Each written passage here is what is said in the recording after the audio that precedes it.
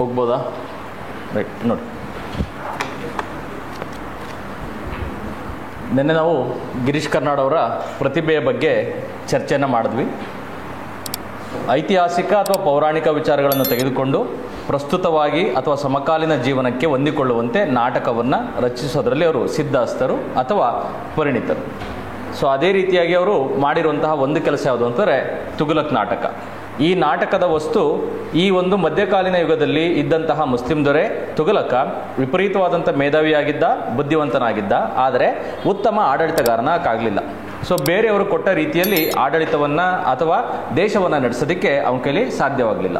So ಆ ವಸ್ತುವನ್ನು ಆಯ್ಕೆ ಮಾಡಿಕೊಂಡು ಈ ಕಾಲಘಟ್ಟದಲ್ಲಿ ಅಂದರೆ 1960ರ ದಶಕದಲ್ಲಿ, 70, 80, 90ರ ದಶಕದಲ್ಲಿ ಹೊಂದಾಣಿಕೆಯಾಗುವಂತಹ ರೀತಿಯಲ್ಲಿ ಈ ನಾಟಕವನ್ನು ರಚಿಸಲಾಗಿದೆ. ಸೊ ಈ ನಾಟಕದ ಮುಖ್ಯ ವಸ್ತು ತುಘಲಕ್ ಮೇಧಾವಿಯಾದರೂ ಏಕೆ ಈ ಒಂದು ವ್ಯವಸ್ಥಿತವಾದಂಥ ಆಡಳಿತವನ್ನು ನಡೆಸೋಕ್ಕಾಗಲಿಲ್ಲ ಅಂತ. ಸೊ ಇವರು ಯಾವ ಪಂಥಕ್ಕೆ ಸೇರಿದವರು ಅಂದರೆ ನವ್ಯ ಪಂಥಕ್ಕೆ ಸೇರಿದವರು. ಹಾಗಾಗಿ ನವ್ಯ ಪಂಥರಿಗೆ ಮೂಲ ಪ್ರೇರಣೆ ಯಾವುದು ಅಂತಂದರೆ ಸ್ವಾತಂತ್ರ್ಯ ನಂತರದಲ್ಲಿ ಈ ಒಂದು ಮೌಲ್ಯಗಳು ಅಂಧಪತನಗೊಂಡದ್ದು. ಎಲ್ಲಿ? ಭಾರತ ದೇಶದಲ್ಲಿ. ಈ ಮೌಲ್ಯಗಳು ಅಂಧಪತನವಾದ ಕಾರಣದಿಂದಾಗಿ ಈ ಒಂದು ರಾಜಕೀಯ ವ್ಯವಸ್ಥೆಯಲ್ಲಿ ಅಥವಾ ಆಡಳಿತ ವ್ಯವಸ್ಥೆಯಲ್ಲಿ ಒಂದು ವಿಪರೀತವಾದಂಥ ತಲ್ಲಣ ಆಗಿತ್ತು. ಆ ಒಂದು ಅಂಶವನ್ನು ನಮಗೆ ತೋರಿಸೋದಕ್ಕೆ ಈ ಕಥೆಯನ್ನು ಅವರು 60ರ ದಶಕದಲ್ಲಿ ಬರೆದರು ಅಂತ ಹೇಳ್ತಾರೆ. ಆದರೆ ಕೆಲವು ವಿಮರ್ಶಕರು ಏನಂತ ಹೇಳ್ತಾರೆ ಅಂತಂದರೆ ಇದು ಕೇವಲ ನೆಹರೂರವರ ಯುಗಕ್ಕಷ್ಟೇ ಅನ್ವಯವಾಗುವುದಿಲ್ಲ, ಅದು ನಂತರ ಬಂದಂತಹ ಇಂದಿರಾ ಗಾಂಧಿ, ರಾಜೀವ್ ಗಾಂಧಿ, ನಂತರ ಬಂದಂಥ ವಾಜಪೇಯಿ ಅವರ ಸರ್ಕಾರ, ಇವತ್ತು ನಾವು ನೋಡ್ತಾ ಇರೋಂತಹ ಮೋದಿಯವರ ಸರ್ಕಾರ, ಎಲ್ಲ ಒಂದು ಅಂಶಕ್ಕೂ ಅನ್ವಯವಾಗುವಂಥದ್ದು. ಇದು ಕೇವಲ ಭಾರತ ದೇಶಕ್ಕಷ್ಟೇ ಅಲ್ಲ, ಈ ಭಾರತವನ್ನು ಹೊರತುಪಡಿಸಿ ವಿದೇಶದಲ್ಲಿರುವಂತಹ ಯಾವುದೇ ಒಂದು ವಿಚಾರವನ್ನು ಎತ್ತಿಕೊಂಡರು. ಇದು ಕರ್ನಾಟಕಕ್ಕೂ ಅನ್ವಯ ಆಗುತ್ತೆ, ಇಡೀ ಭಾರತಕ್ಕೂ ಅನ್ವಯ ಆಗುತ್ತೆ. ಭಾರತವನ್ನು ಹೊರತುಪಡಿಸಿ ಇಡೀ ವಿಶ್ವದಲ್ಲಿ ಎಲ್ಲೆಲ್ಲಿ ರಾಜಕೀಯ ಪಕ್ಷಗಳಿದಾವೋ ಎಲ್ಲ ಕಡೆ ಇದು ಅನ್ವಯವಾಗುವಂತಹ ಕೃತಿ. ಅದಕ್ಕೇ ಈ ಕೃತಿಯನ್ನ ಸರ್ವಕಾಲಿಕ ಮತ್ತು ಸಾರ್ವತ್ರಿಕ ಅಂತ ಕರೀತಾರೆ. ಸಾರ್ವತ್ರಿಕ ಅಂತಂದ್ರೆ ಯೂನಿವರ್ಸಲ್ ಅಂತ, ಎಲ್ಲೆಡೆ ಅಪ್ಲೈ ಅಥವಾ ಅನ್ವಯವಾಗುವುದು ಅಂತ. ಸರ್ವಕಾಲಿಕ ಅಂತಂದ್ರೆ ಎಲ್ಲಾ ಕಾಲಕ್ಕೂ ಸಲ್ಲುವಂತಹ ಕೃತಿ ಅಂತೇಳಿ ಕರಿತೀವಿ. ಅರ್ಥ ಆಯ್ತಾ? ಸೊ ಇಲ್ಲಿ ಈ ಮೊದಲ ದೃಶ್ಯದಲ್ಲಿ ಈ ತುಘಲಕ್ ಏನ್ ಮಾಡಿದ್ದಾನೆ ಅಂತಂದ್ರೆ ಕೆಲವಾರು ಅಥವಾ ಹಲವು ಈ ಜನಪರ ಯೋಜನೆಗಳನ್ನು ತಂದಿದ್ದಾನೆ. ಅವನ ಉದ್ದೇಶ ಇರೋದೇನು ಅಂತಂದ್ರೆ ಈ ಇಡೀ ಲೋಕದ ಜನರನ್ನ ಕಣ್ಣು ಕುಕ್ಕುವಂತಹ ಒಂದು ರಾಜ್ಯವನ್ನ ಅಥವಾ ಸುವರ್ಣ ರಾಜ್ಯವನ್ನ ಕಟ್ಟಬೇಕು. ಅದು ಯಾರ ಮೇಲೆ ಅಂತಂದ್ರೆ ಜನರ ಬೆಂಬಲದ ಆಧಾರದ ಮೇಲೆ, ತನ್ನ ಇಚ್ಛೆ ಅಂತೆಲ್ಲ, ಅದರಲ್ಲಿ ಜನರೆಲ್ಲರೂ ಪೂರ್ತಿಯಾಗಿ ಭಾಗವಹಿಸಬೇಕು ಅಂತ. ಅದಕ್ಕೋಸ್ಕರ ಅವನು ಜನಪರ ಯೋಜನೆಗಳನ್ನ ತಂದಿದ್ದಾನೆ. ಆ ಜನಪರ ಯೋಜನೆಗಳು ತತ್ಕ್ಷಣದಲ್ಲೇ ದುರುಪಯೋಗವಾಗಿವೆ. ಆ ದುರುಪಯೋಗ ಮಾಡಿಕೊಂಡಿರುವಂಥ ವ್ಯಕ್ತಿ ಯಾರು ಅಂತಂದ್ರೆ ಅಜೀಜ. ಯಾರ ರೂಪದಲ್ಲಿ ಬಂದವನೆ ಅಂತಂದ್ರೆ ಈ ವಿಷ್ಣು ಪ್ರಸಾದನ್ ರೂಪದಲ್ಲಿ ಬಂದವನೆ. ಮೊದಲನೇ ನಿಯಮ ಯಾವುದು ಅಂತಂದ್ರೆ ರಾಜನ ಅಧಿಕಾರಿಗಳೇನಾದರೂ ತಪ್ಪನ್ನ ಮಾಡಿದರೆ ನೇರವಾಗಿ ರಾಜನ ವಿರುದ್ಧವಾಗಿನೇ ಈ ತೀರ್ಪನ್ನ, ರಾಜನ ವಿರುದ್ಧವಾಗಿ ಫಿರ್ಯಾದು ಅಂದ್ರೆ ಕಂಪ್ಲೇಂಟ್ನ ಕೊಡ್ಬೋದು ಅಂತ. ಯಾರಾದರೂ ರಾಜರು ಇವತ್ತು ಮಾಡಕ್ ಸಾಧ್ಯ ಇದಾರ? PM-ಗಳಾಗಲಿ CM-ಗಳಾಗಲಿ ಮಾಡಕ್ಕೆ ಸಾಧ್ಯ ಇದ್ದಾರಾ? ಅಥವಾ MLA-ಗಳು MP-ಗಳು ನಾವು ಮಾಡಿ ತಪ್ಪಂತೇಳಿ ಒಪ್ಪಣಕ್ಕೆ ರೆಡಿ ಇದ್ದಾರಾ? ಇಲ್ಲ. ಅಂತಹ ಆದರ್ಶಮಯವಾದಂತಹ ಒಂದು ನಿಯಮನ ತಂದಿದ್ದ. ಅವರು ತತ್ಕ್ಷಣದಲ್ಲೇ ಅಜೀಜ ದುರುಪಯೋಗ ಪಡಿಸ್ಕೊಂಡಿದ್ದಾನೆ. ಅದೇ ತಾನೇ ಇದ್ದಿದ್ದು. ಸೊ ಅದರ ಪರಿಚಯ ನಮಗೆ ಪ್ರಾರಂಭದಲ್ಲೇ ಆಗುತ್ತೆ. ಸೊ ಕೋರ್ಟ್ನ ಸೀನ್ ಇದೆ, ಒಂದು ಕಡೆ ರಾಜ ನಿಂತಿದ್ದಾನೆ, ಇನ್ನೊಂದು ಕಡೆ ಅಜೀಜ ವಿಷ್ಣು ಪ್ರಸಾದನ ರೂಪದಲ್ಲಿ, ಬ್ರಾಹ್ಮಣನ ರೂಪದಲ್ಲಿ ನಿಂತಿದ್ದಾನೆ. ಅಲ್ಲಿಂದ ಪ್ರಾರಂಭ ಆಯಿತು. ಫಸ್ಟ್ ಪೇಜ್ ಆಗಿತ್ತಲ್ವಾ? ನೆಕ್ಸ್ಟ್ ಸೆಕೆಂಡ್ ಪೇಜಲ್ಲಿ ಕುರಾನ ಓದಿದರೆ ಆಗಲಿಲ್ಲ, ಅದರಂತೆ ನಡೆದರೆ ಮಾತ್ರ ಧರ್ಮ. ಮತ್ತೆ ಈ ಸುಲ್ತಾನನಂತೂ ಹಿಂದೂ ಜನರು ಜಿಜಿಯಾ ತೆರಿಗೆ ಸಹ ಕೊಡುವುದು ಬೇಡ ಎನ್ನುತ್ತಾರೆ. ಇದು ಕುರಾನದ ಅವಮಾನ ಅಲ್ಲದೆ ಇನ್ನೇನು. ಇಲ್ಲಿಗೆ ತಾನು ನಿಲ್ಲಿಸಿದ್ದು ಸರಿನಾ? ಸೊ ಬರ್ಕೊಂಡಿದ್ರಲ್ಲ. ಸೊ ಈತ ಮುಸ್ಲಿಂ ಅಂದರೆ ಇಸ್ಲಾಂ ಧರ್ಮದ ವಿಚಾರಗಳಿಗೂ ತಲೆ ಕೆಡಿಸ್ಕೊಂಡಿದ್ದಾನೆ. ಹಿಂದೂ ಧರ್ಮದ ಅಥವಾ ಹಿಂದೂ ಸಂಪ್ರದಾಯದ ಬಗ್ಗೆನೂ ಇವನು ತಲೆಯನ್ನು ಕೆಡಿಸ್ಕೊಂಡಿದ್ದಾನೆ. ಅದೇ ಇರೋದು ನೋಡಿ ಮುಂದಕ್ಕೆ. ಅಲ್ಲಿ ಪಕ್ಕದಲ್ಲಿ ಒಬ್ಬ ಹಿಂದೂ ಇರ್ತಾನೆ. ಅವನು ಹೇಳ್ತಾನೆ ಏನಂತ, ಸ್ವಾಮಿ ಹಾಗೆ ನನ್ನ ಕಡೆ ಏಕೆ ದುರ್ಗುಟ್ಟಿ ನೋಡುತ್ತೀರಿ? ನಾವು ಜಿಜಿಯಾ ಕೊಡುವುದಿಲ್ಲ ಎಂದವೇನು? ಕೊಡುತ್ತೇವಲ್ಲ. ನಿಜವಾಗಿ ಹೇಳಬೇಕಾದರೆ ಸುಲ್ತಾನ ನಮ್ಮ ಮುಸುಡಿಗೆ ಒದ್ದು ತೆರಿಗೆ ಕೊಡೋ ಹಿಂದೂ ನಾಯಿ ಎಂದರೆ ನಾವು ನಿಶ್ಚಿಂತರು. ಆ ಸಾಲನ್ನ ಕರೆಕ್ಟ್ ಮಾರ್ಕ್ ಮಾಡ್ಕೊಳ್ಳಿ.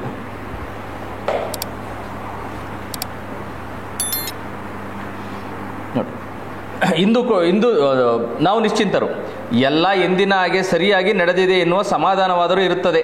ಆದರೆ ಈ ಸುಲ್ತಾನರ ಹಾಗೆ ನೀನು ಹಿಂದೂ ಧರ್ಮದವನಾಗಿದ್ದರೂ ನೀನು ಒಬ್ಬ ಮನುಷ್ಯನೇ ಎಂದ ಕೂಡಲೇ ತಲೆ ಗರಗರ ತಿರುಗುತ್ತದೆ, ಎಲ್ಲೋ ಅಪಾಯ ಎನಿಸುತ್ತದೆ.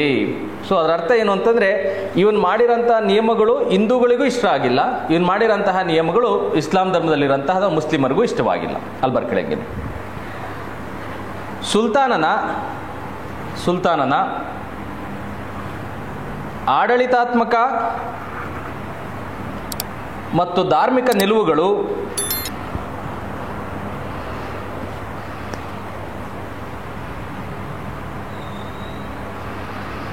ಮುಸ್ಲಿಮರಿಗೂ ಪ್ರಿಯವಾಗಿಲ್ಲ.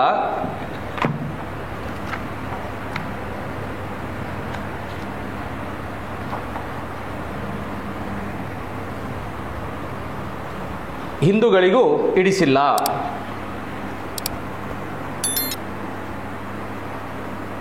Full stop. ಎಲ್ಲರಲ್ಲಿಯೂ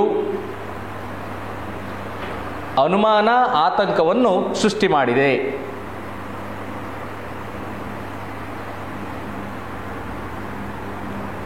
ಅನುಮಾನ ಆತಂಕವನ್ನು ಸೃಷ್ಟಿ ಮಾಡಿದೆ. ನೆಕ್ಸ್ಟ್ ನೋಡಿರಲ್ಲ, ಈಗ ಜಿಜಿಯ ಬೇಡ ಎನ್ನುವುದರ ಜೊತೆಗೆ ನಮ್ಮ ಹೆಂಗಸರು ಸತಿ ಹೋಗುವುದು ಬೇಡ ಎನ್ನುತ್ತಿದ್ದಾನೆ. ಸೊ ಇವನು ಮಾಡಿರೋಂಥದ್ದು 4ನೇ ನಿಯಮ. ಯಾವುದನ್ನು ಮಾಡಿದ್ದಾನವನು? ಸತಿ ಪದ್ಧತಿ ಅನ್ನೋದೇನಿದೆಯಲ್ಲ ಅದನ್ನು ಸಹ ಕಾನೂನು ಬಾಹಿರ ಅಂತೇಳಿ ಹೇಳ್ತಾ ಇದ್ದಾನೆ, ಅದು ಅಪರಾಧ ಅಂತೇಳಿ ಹೇಳ್ತಾರಂಥದ್ದು. ಸೊ ಸತಿ ಪದ್ಧತಿ ಅನ್ನೋದೇನಿದೆಯಲ್ಲ ಅದ್ರ ಬಗ್ಗೆನೂ ಈತ ತನ್ನ ನಿಲುವನ್ನು ಹೇಳಿದ್ದಾನೆ. ನೆಕ್ಸ್ಟ್ ನೋಡಿ, ಎರಡನೇ ತರುಣ. ತರುಣ ಅಂತಿದ್ದೀರಿ, ಎರಡನೇ ತರುಣ ಅಂತ ಇನ್ನೇನಿಲ್ಲ, ನೋಡ್ಕೊಳ್ಳಿ. ಅದು ಬರೆಯೋಂಥ ಅವಶ್ಯಕತೆ ಇಲ್ಲ, ಬಿಡಿ ಅದನ್ನ, ಸುಮ್ಮನೆ ಅದು ಉಪಯೋಗ ಇಲ್ಲ, ಬರಿಬೇಡಿ. ನೆಕ್ಸ್ಟ್, ತಳಿಸಿಕೊಂಡ ಹೊರತು ಸಮಾಧಾನವಿಲ್ಲ ನಿಮಗೆ ಕೃತಜ್ಞರು. ಅಲ್ಲಿದ್ದಂತಹ ಪ್ರೌಢ ಹೇಳ್ತಾನೆ, ಜಮಾಲ, ಈ ಕಾಲದಲ್ಲಿ ಕೃತಜ್ಞ ಹಿಂದೂಗಳೇ ನಮಗೆ ಆಧಾರ ಕಣಪ್ಪ. ಈ ಹೊತ್ತು ನಮ್ಮನ್ನು ಪ್ರೀತಿಯಿಂದ ಆಲಂಗಿಸಿ ನಾಳೆ ನಮ್ಮ ಪೈಗಂಬರು ತಮ್ಮವರೇ ವಿಷ್ಣು ದೇವರ 11ನೇ ಅವತಾರ ಎನ್ನುವ ಜನ ಇವರು. ಗೊತ್ತಾಗುತ್ತೆ ಹಿಂಗಂದ್ರೆ ಏನು ಅಂತ? ಏನು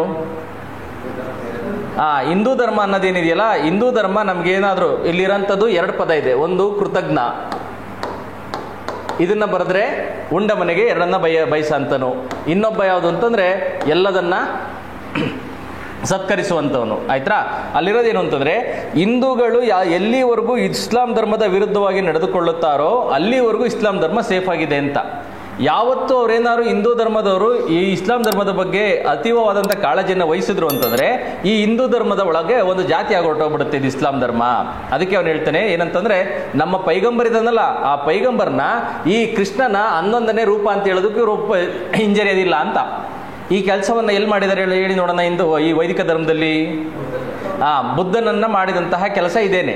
ಸೊ 2 ಮತ್ತು 3ನೇ ಶತಮಾನ ಆದ ನಂತರದಲ್ಲಿ ಕ್ರಿಸ್ತಪೂರ್ವ ಮತ್ತು ಕ್ರಿಸ್ತಶಕ 5ರಿಂದ ಹಿಡಿದು 5 ಕ್ರಿಸ್ತಪೂರ್ವ 5ರಿಂದ ಹಿಡಿದು ಕ್ರಿಸ್ತಶಕ 2 ಮತ್ತು 3ನೇ ಶತಮಾನದವರೆಗೆ ಈ ಬೌದ್ಧ ಧರ್ಮ ಉಚ್ಛ್ರಾಯ ಸ್ಥಿತಿಯಲ್ಲಿ ಬೆಳೀತಾ ಇತ್ತು, ಅಂದ್ರೆ ಉನ್ನತ ಮಟ್ಟದಲ್ಲಿ ಬೆಳೀತಾ ಇತ್ತು. ಈಗ ಬೌದ್ಧ ಧರ್ಮ ಈ ರೀತಿಯಾಗಿ ಬೆಳೆಯುತ್ತಾ ಹೋದರೆ, ಜೈನ ಧರ್ಮ ಈ ರೀತಿಯಾಗಿ ಬೆಳೆಯುತ್ತಾ ಹೋದರೆ ವೈದಿಕ ಧರ್ಮ ಉಳ್ಕೊಳ್ಳೋದು ಕಷ್ಟ ಇದೆ ಅಂತೇಳಿ ಗುಪ್ತರ ಕಾಲದಲ್ಲಿ ಅನ್ನಿಸ್ತು. ಹಾಗಾಗಿ ಗುಪ್ತರ ದೊರೆಗಳು ಏನು ಮಾಡಿದ್ರು ಅಂತಂದ್ರೆ, ಅಥವಾ ಗುಪ್ತರ ನಂತರದಲ್ಲಿ ಬಂದಂತಹ ದೊರೆಗಳು ಏನು ಮಾಡಿದ್ರು ಅಂತಂದ್ರೆ, ಈ ಒಂದು ವೈದಿಕ ಧರ್ಮಕ್ಕೆ ಸಂಬಂಧಪಟ್ಟಂತಹ ಅಥವಾ ಹಿಂದೂ ಧರ್ಮಕ್ಕೆ ಸಂಬಂಧಪಟ್ಟಂತಹ ದೊಡ್ಡ ದೊಡ್ಡ ದೇವಾಲಯಗಳನ್ನು ನಿರ್ಮಾಣ ಮಾಡಕ್ಕೆ ಸ್ಟಾರ್ಟ್ ಮಾಡಿದ್ರು. ಅದಕ್ಕಿಂತ ಮುಂಚಿತವಾಗಿ ಈ ಒಂದು ಬುದ್ಧನ ವಿಗ್ರಹಗಳನ್ನು ಬಿಟ್ಟರೆ ಯಾರ ವಿಗ್ರಹಗಳು ಬಂದಿರಲಿಲ್ಲ. ಸೊ ಹಾಗಾಗಿ ಪ್ರಥಮ ಬಾರಿಗೆ ಈ ವೈದಿಕ ಧರ್ಮದಲ್ಲಿರುವಂತಹ ರಾಮ, ಕೃಷ್ಣ ಮತ್ತೆ ಇವರೆಲ್ಲ ಏನಿದಾರಲ್ಲ, ಶಿವ, ಹನುಮಂತ, ಇವರ ವಿಗ್ರಹಗಳೆಲ್ಲ ಏನಿದಾವೆ ಅವುಗಳು ಅಂತಿಮ ರೂಪವನ್ನ ಪಡೆದದ್ದು ಯಾವಾಗ ಅಂತಂದ್ರೆ ಗುಪ್ತ ಮತ್ತು ಗುಪ್ತರ ನಂತರ ಕಾಲದಲ್ಲಿ 4ರಿಂದ 6 ಅಥವಾ 7ನೇ ಶತಮಾನದ ಒಳಗೆ. ಹೀಗಾಗಿ ಈ ದೇವರುಗಳೆಲ್ಲ ಏನಿದಾರಲ್ಲ ಇವ್ರು ಯಾರೂ ಸಹ ತಾಯಿಯ ಗರ್ಭದಿಂದ ಬಂದವರಲ್ಲ. ಇವರೆಲ್ಲ ಎಲ್ಲಿಂದ ಬಂದಿರೋರು ಅಂತಂದ್ರೆ ಅಕ್ಕಸಾಲಿಗನ ವಲಯ ಒಳಗಡೆಯಿಂದ ಆಚೆ ಬಂದಿರೋರು ಅಂತ. ಗೊತ್ತಾಗತ್ತಾ ಅಕ್ಕಸಾಲಿಗ ಅಂದ್ರೆ ಯಾರು ಅಂತ? ಯಾರು ಅಕ್ಕಸಾಲಿಗ ಅಂತಂದ್ರೆ ಬಂಗಾರ ಕುಲುಮೆ ಕೆಲಸ ಮಾಡ್ತಾರಲ್ಲ, ಆ ಕುಲುಮೆ ಕೆಲಸದಿಂದ ಆಚೆ ಬಂದಿರೋರು ಇವರು ಅಂತ. ಇವರ್ಯಾರೂ ಸಹ ತಾಯಿಯ ಗರ್ಭದಿಂದ ಬಂದಿಲ್ಲ. ಅದು ಯಾವ ಕಾಲದಲ್ಲಿ ಅಂತಂದರೆ ಈ ಒಂದು 4ರಿಂದ 6ನೇ ಶತಮಾನದಲ್ಲಿ ಇದಕ್ಕೆ ಒಂದು ಅಂತಿಮ ರೂಪ ಬರುತ್ತೆ. ಎಲ್ಲ ವಿಗ್ರಹಗಳು ಇದೇ ಕಾಲದಲ್ಲಿ ಬಂದದ್ದು, ಆಯ್ತಾ. ಸೊ ಇಲ್ಲಿ ಬೌದ್ಧ ಧರ್ಮ ಇಷ್ಟು ಉನ್ನತ ಮಟ್ಟದಲ್ಲಿ ಬೆಳೀತಿದ್ದಂಥ ಬೌದ್ಧ ಧರ್ಮ ಕ್ಷೀಣಗೊಳ್ಳಲು ಕಾರಣ ಯಾವುದಪ್ಪ ಅಂತಂದರೆ ಈ ಬುದ್ಧನನ್ನ 11ನೇ ಅವತಾರ ಅಂತೇಳಿ ಹೇಳಿದ್ರು. ಹಾಗಾಗಿ ಜನರು ಬುದ್ಧನನ್ನ ಅಥವಾ ಬೌದ್ಧ ಧರ್ಮನ ಇದು ಮಾಡೋದೇನಿದೆ, ಕೃಷ್ಣನ ಒಂದು ಪ್ರತಿರೂಪ ತಾನೇ ಅವನು, ಹಿಂಗೆ ನಾವು ಹಿಂದೂ ಧರ್ಮದಲ್ಲಿ ಇದ್ರಾಯ್ತು ಅಂತೇಳಿ ಜನ ಅಲ್ಲಿಗೆ ಬೌದ್ಧ ಧರ್ಮನ ಬಿಡೋದಕ್ಕೆ ಪ್ರಾರಂಭ ಮಾಡಿದ್ರು. ಸೊ ಅದನ್ನೇ ಹೇಳ್ತಿರೋದಷ್ಟೇ, ಬರ್ಕೊಳ್ಳಿದಂಗೆ.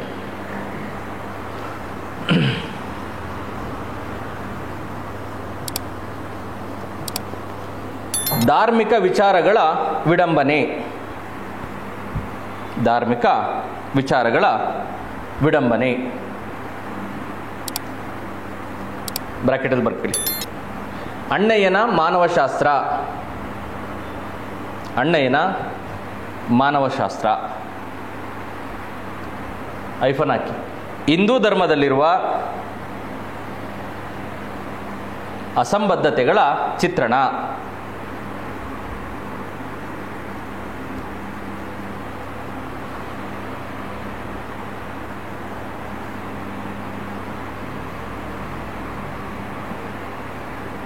ಆಯ್ತಾ. ಲಿಂಗಾಯತ ಧರ್ಮ ಬಂದದ್ದು ಅಥವಾ ಲಿಂಗಾಯತ ಒಂದು ಪಂಥ ಬಂದದ್ದು ಯಾವ ಒಂದು ವಿಚಾರಕ್ಕೆ, ಯಾರ ವಿರುದ್ಧವಾಗಿ ಬಂದದ್ದು ಹೇಳ್ಬೇಕು? ಲಿಂಗಾಯತ ಜೈನರ ವಿರುದ್ಧವಾಗ, ವೈದಿಕ ಧರ್ಮದ ವಿರುದ್ಧವಾಗಿ, ಆಯ್ತಾ. ಈಗ ವೈದಿಕ ಧರ್ಮವನ್ನು ನಾವೇನಂತ ಕರಿತೀವಿ? ಹಿಂದೂ ಧರ್ಮ ಅಂತೇಳಿ ಕರಿತೀವಿ. ಈಗ ವೀರಶೈವ ಅಥವಾ ಲಿಂಗಾಯತ ಅನ್ನೋದು ಏನಾಗಿದೆ? ವೈದಿಕ ಧರ್ಮದಲ್ಲಿ ಒಂದು ಜಾತಿಯಾಗಿ ಹೊರಟೋಗಿದೆ. ಅದನ್ನೇ ಅವನು ಹೇಳ್ತಾರೆ ನೋಡಲಿ. ಜನ ಇವರು ನಾಡಿದ್ದು ಇಸ್ಲಾಂ ಧರ್ಮ ಹಿಂದೂ ಧರ್ಮದ್ದೇ ಒಂದು ಜಾತಿ ಎನ್ನಲಿಕ್ಕೂ ಸಿದ್ಧರೇ? ಇಲ್ಲ ತಮ್ಮ, ಈ ಕೃತಜ್ಞ ಹಿಂದೂಗಳೇ ನಮ್ಮ ಧರ್ಮದ ಗೆಳೆಯರು. ಅವ್ರೆಲ್ಲಿವರೆಗೂ ನಮ್ಮ ಅಪೋಸ್ ಮಾಡ್ತಾರೋ ಅಲ್ಲಿವರೆಗೂ ನಾವು ಸೇಫು. ನಮಗೆ ಸಪೋರ್ಟಿವ್ ಆಗಿ ಬಂದರೂ ನಮ್ಮನ್ನು ಒಳಗಡೆ ಕರ್ಕೊಂಡು ಒಂದು ಜಾತಿಯನ್ನು ಮಾಡಾಕ್ತಾರೆ ಅಂತ. ನೆಕ್ಸ್ಟ್ ಏನು ಹೇಳಿ? ಡಂಗೂರ. ಕೇಳಿರಿ ಕೇಳಿರಿ, ನ್ಯಾಯಮೂರ್ತಿ ಕಾಜಿ ಇ ಮುಮಾಲಿಕರ್ ಇವರು ಈ ಮುಂದಿನಂತೆ ತೀರ್ಪು ಕೊಟ್ಟಿದ್ದಾರೆ. ಶಿಕನಾರ ಊರಿನ ಬ್ರಾಹ್ಮಣನಾದ ವಿಷ್ಣುಪ್ರಸಾದನು ಕರುಣಾಳು ಸುಲ್ತಾನ ಮುಹಮ್ಮದರ ಅಧಿಕಾರಿಗಳು ಅನ್ಯಾಯದಿಂದ ತನ್ನ ಜಮೀನನ್ನು ಜಪ್ತಿ ಮಾಡಿದ್ದಾರೆಂದು, ಆ ಜಮೀನು ತನಗೆ ಮರಳಿ ದೊರೆಯಬೇಕು ಎಂದು ಫಿರ್ಯಾದು ಮಾಡಿದ್ದಾನೆ.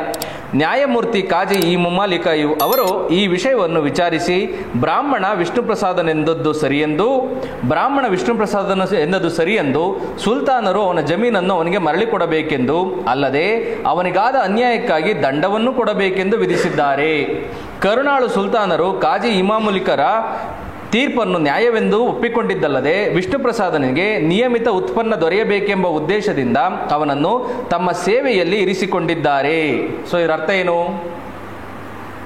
ಅವನಿಗೆ ಭೂಮಿನೂ ವಾಪಸ್ ಸಿಕ್ತು, ಮತ್ತೆ ರಾಜನ ಒಂದು ಆಸ್ಥಾನದಲ್ಲಿ ಅಥವಾ ಅರಮನೆಯಲ್ಲಿ ಕೆಲಸನೂ ಸಿಕ್ತು ಅಂತ. ಸೊ ಈ ರೀತಿಯಾಗಿ ವಿಷ್ಣುಪ್ರಸಾದನ ರೂಪದಲ್ಲಿ ಬಂದು ಆತ ತನ್ನ ಭೂಮಿಯನ್ನು ಪಡೆದ, ಜೊತೆಗೆ ಅರಮನೆಯಲ್ಲೂ ಕೆಲಸವನ್ನು ಪಡೆದುಕೊಂಡ. ಇದು ನೆಕ್ಸ್ಟ್. ಈಗ ಹೊಸದಾಗಿ ಒಂದು ಕರ್ನಾಟಕದಲ್ಲಿ ಏರ್ಪೋರ್ಟ್ ಬಗ್ಗೆ ಚರ್ಚೆ ನಡೀತಾ ಇದೆ, ಕೇಳಿದ್ದೀರಾ? ಗೊತ್ತೇ ಇಲ್ಲ.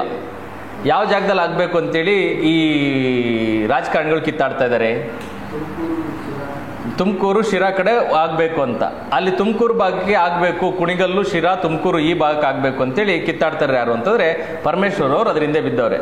ಇನ್ನು ಕೆಲವು ಜನ ಏನು ಕೇಳ್ತಾ ಇದ್ದಾರೆ, ಕಡೆ ಕೇಳ್ತಾ ಇದ್ದಾರೆ ಬಿಡದಿ ಅಥವಾ ರಾಮನಗರ ಅದ್ರ ಸುತ್ತಮುತ್ತ ಆಗಬೇಕು ಅಂತ ಹೇಳ್ಬಿಟ್ಟು ಅಂತ. ಸೊ ಈ ರೀತಿಯಾಗಿ ಯಾವುದಾದರೂ ಒಂದು ಏರ್ಪೋರ್ಟ್ ಆಗಿದೆ ಅಂತಂದರೆ ಅದರ ಸುತ್ತಮುತ್ತ ಬೆಲೆ ಎಷ್ಟಾಗುತ್ತೆ ಅಂತಂದರೆ ನೀವು ಅಂದುಕೊಂಡಿರೋದಕ್ಕಿಂತ ವಿಪರೀತವಾಗಿ ಹೊರಟೋಗುತ್ತೆ.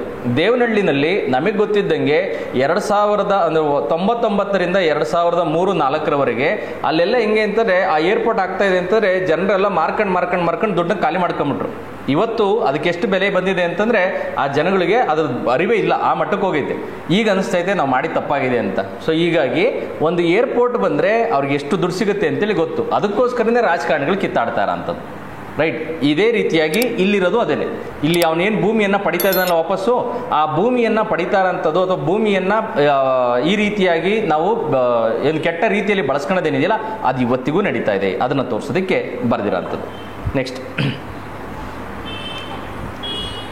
ಕೆಳಗಡೆಯಿಂದ ದೊಡ್ಡ ಪ್ಯಾರ ಇದೆಯಲ್ಲ ಅಲ್ಲಿಗೆ ಬನ್ನಿ, ಅದೇ ಪೇಜಲ್ಲಿ ಮೊಹಮ್ಮದ ಅಂತಿದೆಯಲ್ಲ ಅಲ್ಲಿ.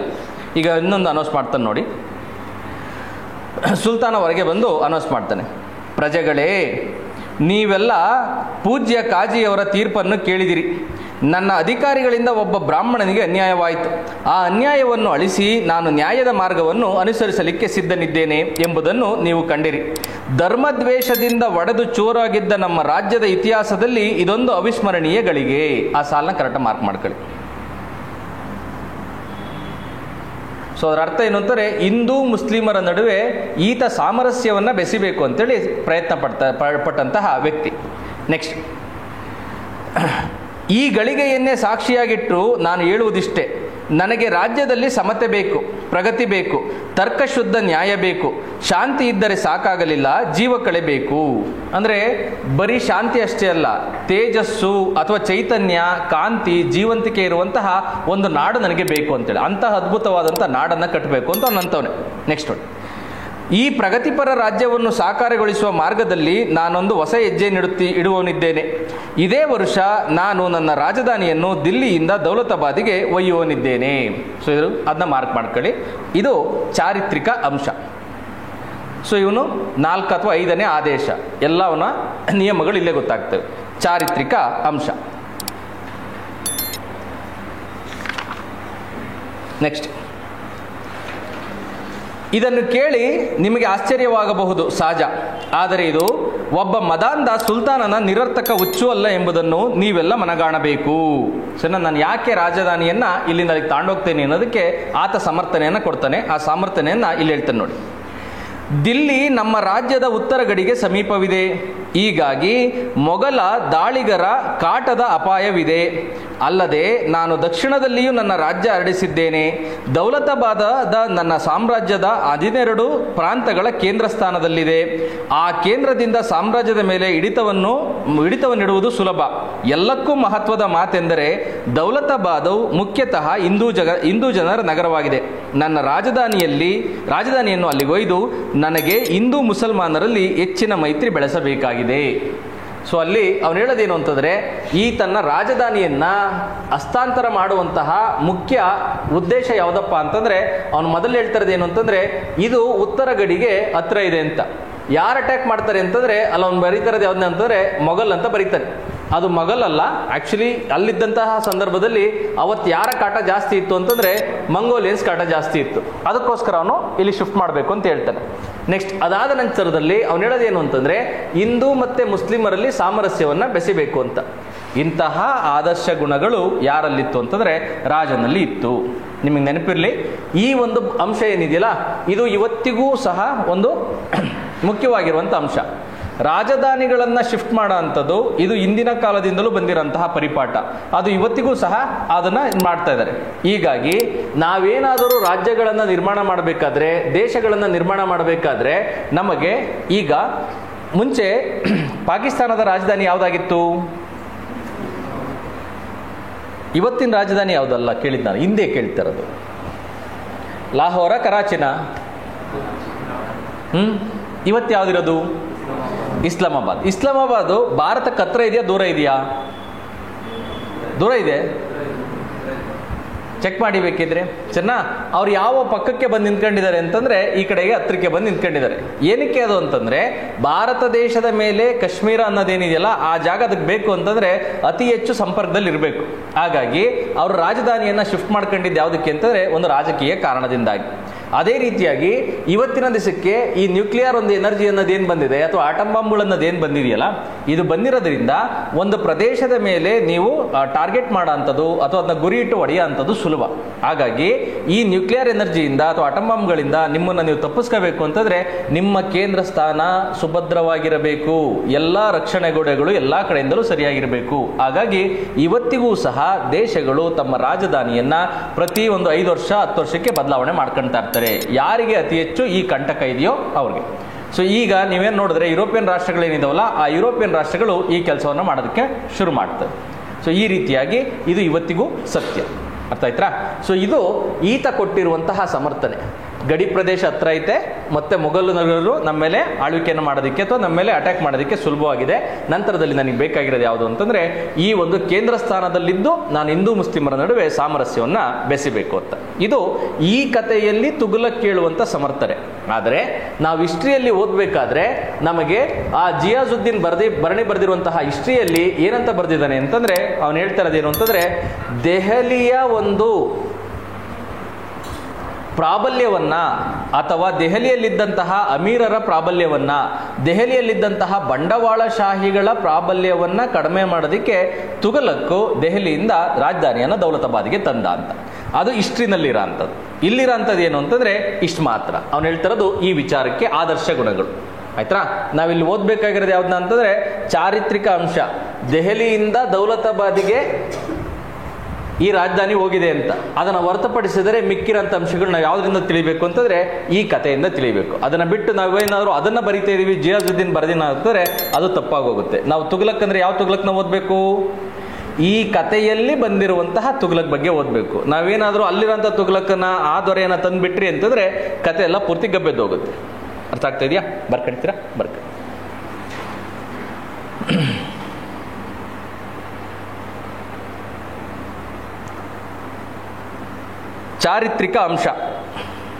ಚಾರಿತ್ರಿಕ ಅಂಶ. ದೆಹಲಿಯಿಂದ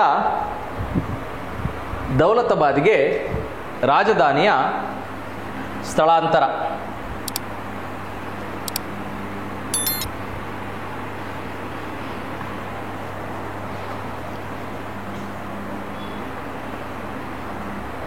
ಬ್ರಾಕೆಟಲ್ಲಿ ಬರ್ಕೊಳ್ಳಿ. ಇತಿಹಾಸದಲ್ಲಿ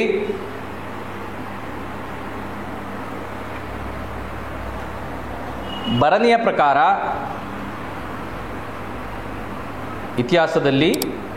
ಪ್ರಕಾರ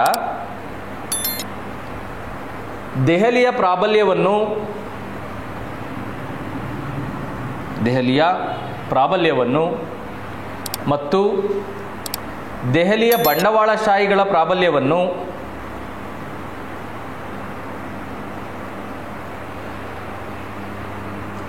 ನಿಯಂತ್ರಿಸಲು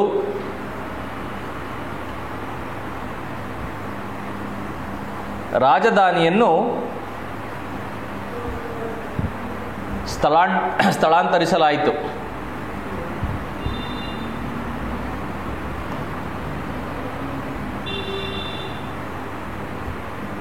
ಅರ್ಥ ಆಯ್ತಾ? ಇದಿಷ್ಟು. ಬನ್ನಿ ಮುಂದಕ್ಕೆ. ನೀವೆಲ್ಲ ದೌಲತಾಬಾದಿಗೆ ಬರಬೇಕು ಎಂದು ನಾನು ನಿಮ್ಮನ್ನು ಆಮಂತ್ರಿಸುತ್ತೇನೆ. ಆಮಂತ್ರಣ ಆಜ್ಞೆಯಲ್ಲ. ಅಲ್ಲಿಗೆ ಅಂಡರ್ಲೈನ್ ಮಾಡಿ. ಆಮಂತ್ರಣ ಆಜ್ಞೆಯಲ್ಲ. ಏನು ಆಮಂತ್ರಣ ಅಂದರೆ? ಇನ್ವಿಟೇಷನ್. ನಾನು ನಿಮಗೆ ಕೇಳ್ಕೊಂತ ಇದ್ದೀನಿ, ನೀವೆಲ್ಲ ದೌಲತಾಬಾದಿಗೆ ಬರಬೇಕು ಅಂತ. ಸೊ ಈ ರೀತಿಯಾಗಿ ಅವ್ರ ಮೇಲೆ ಏನಾದ್ರು ಭಾರವನ್ನು ಹಾಕ್ತವನಾ, ಪ್ರೆಷರ್ನ ಹಾಕ್ತವನಾ? ಇಲ್ಲ. ಅವನು ಹೇಳ್ತಾ ಇರೋದು ಏನು ಅಂತಂದರೆ, ನಿಮಗೆಲ್ಲರಿಗೂ ನಾನು ಮುಕ್ತವಾದಂಥ ಇನ್ವಿಟೇಷನ್ನ ಕೊಟ್ಟಿದ್ದೀನಿ, ನೀವೆಲ್ಲರೂ ಇಷ್ಟವಿದ್ದರೆ ಮಾತ್ರ ನೀವು ಅಲ್ಲಿಗೆ ಬರಬೇಕು ಅಂತ. ಆಯ್ತಾ? ಕೊನೆಗೆ ಬರ್ತಾ ಹೆಂಗಾಗುತ್ತೆ ಪರಿಸ್ಥಿತಿ ಅಂತಂದರೆ ಅವನು ಏನು ಮಾಡ್ತಾನೆ ಅಂತೇಳಿ ಮುಂದಕ್ಕೆ ನೋಡೋರಂತೆ. ನೋಡಿ, ಆಮಂತ್ರಣ ಆಜ್ಞೆಯಲ್ಲ. ನಾನು ಕಟ್ಟಲಿರುವ ಉಜ್ವಲ ಭವಿತವ್ಯದಲ್ಲಿ ವಿಶ್ವಾಸ ಇದ್ದವರಷ್ಟೇ ಬಂದರೆ ಸಾಕು. ಅವರ ಸಹಕಾರದ ಅಡಿಗಲ್ಲಿನ ಮೇಲೆ ಪೃಥ್ವಿಯ ಜನರೆಲ್ಲರ ಕಣ್ಣುಗಳನ್ನು ಕುಕ್ಕಿಸುವಂತ ರಾಜ್ಯವನ್ನು ಕಟ್ಟುತ್ತೇನೆ. ಆ ಸಾಲನ್ನ ಕರೆಕ್ಟಾಗಿ ಮಾರ್ಕ್ ಮಾಡ್ಕೊಳ್ಳಿ.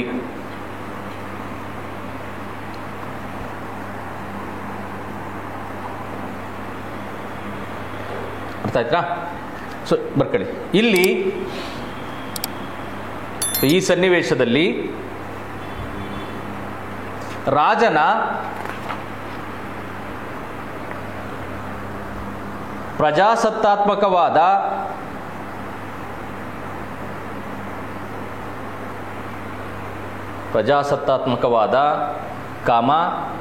ಉದಾರವಾದ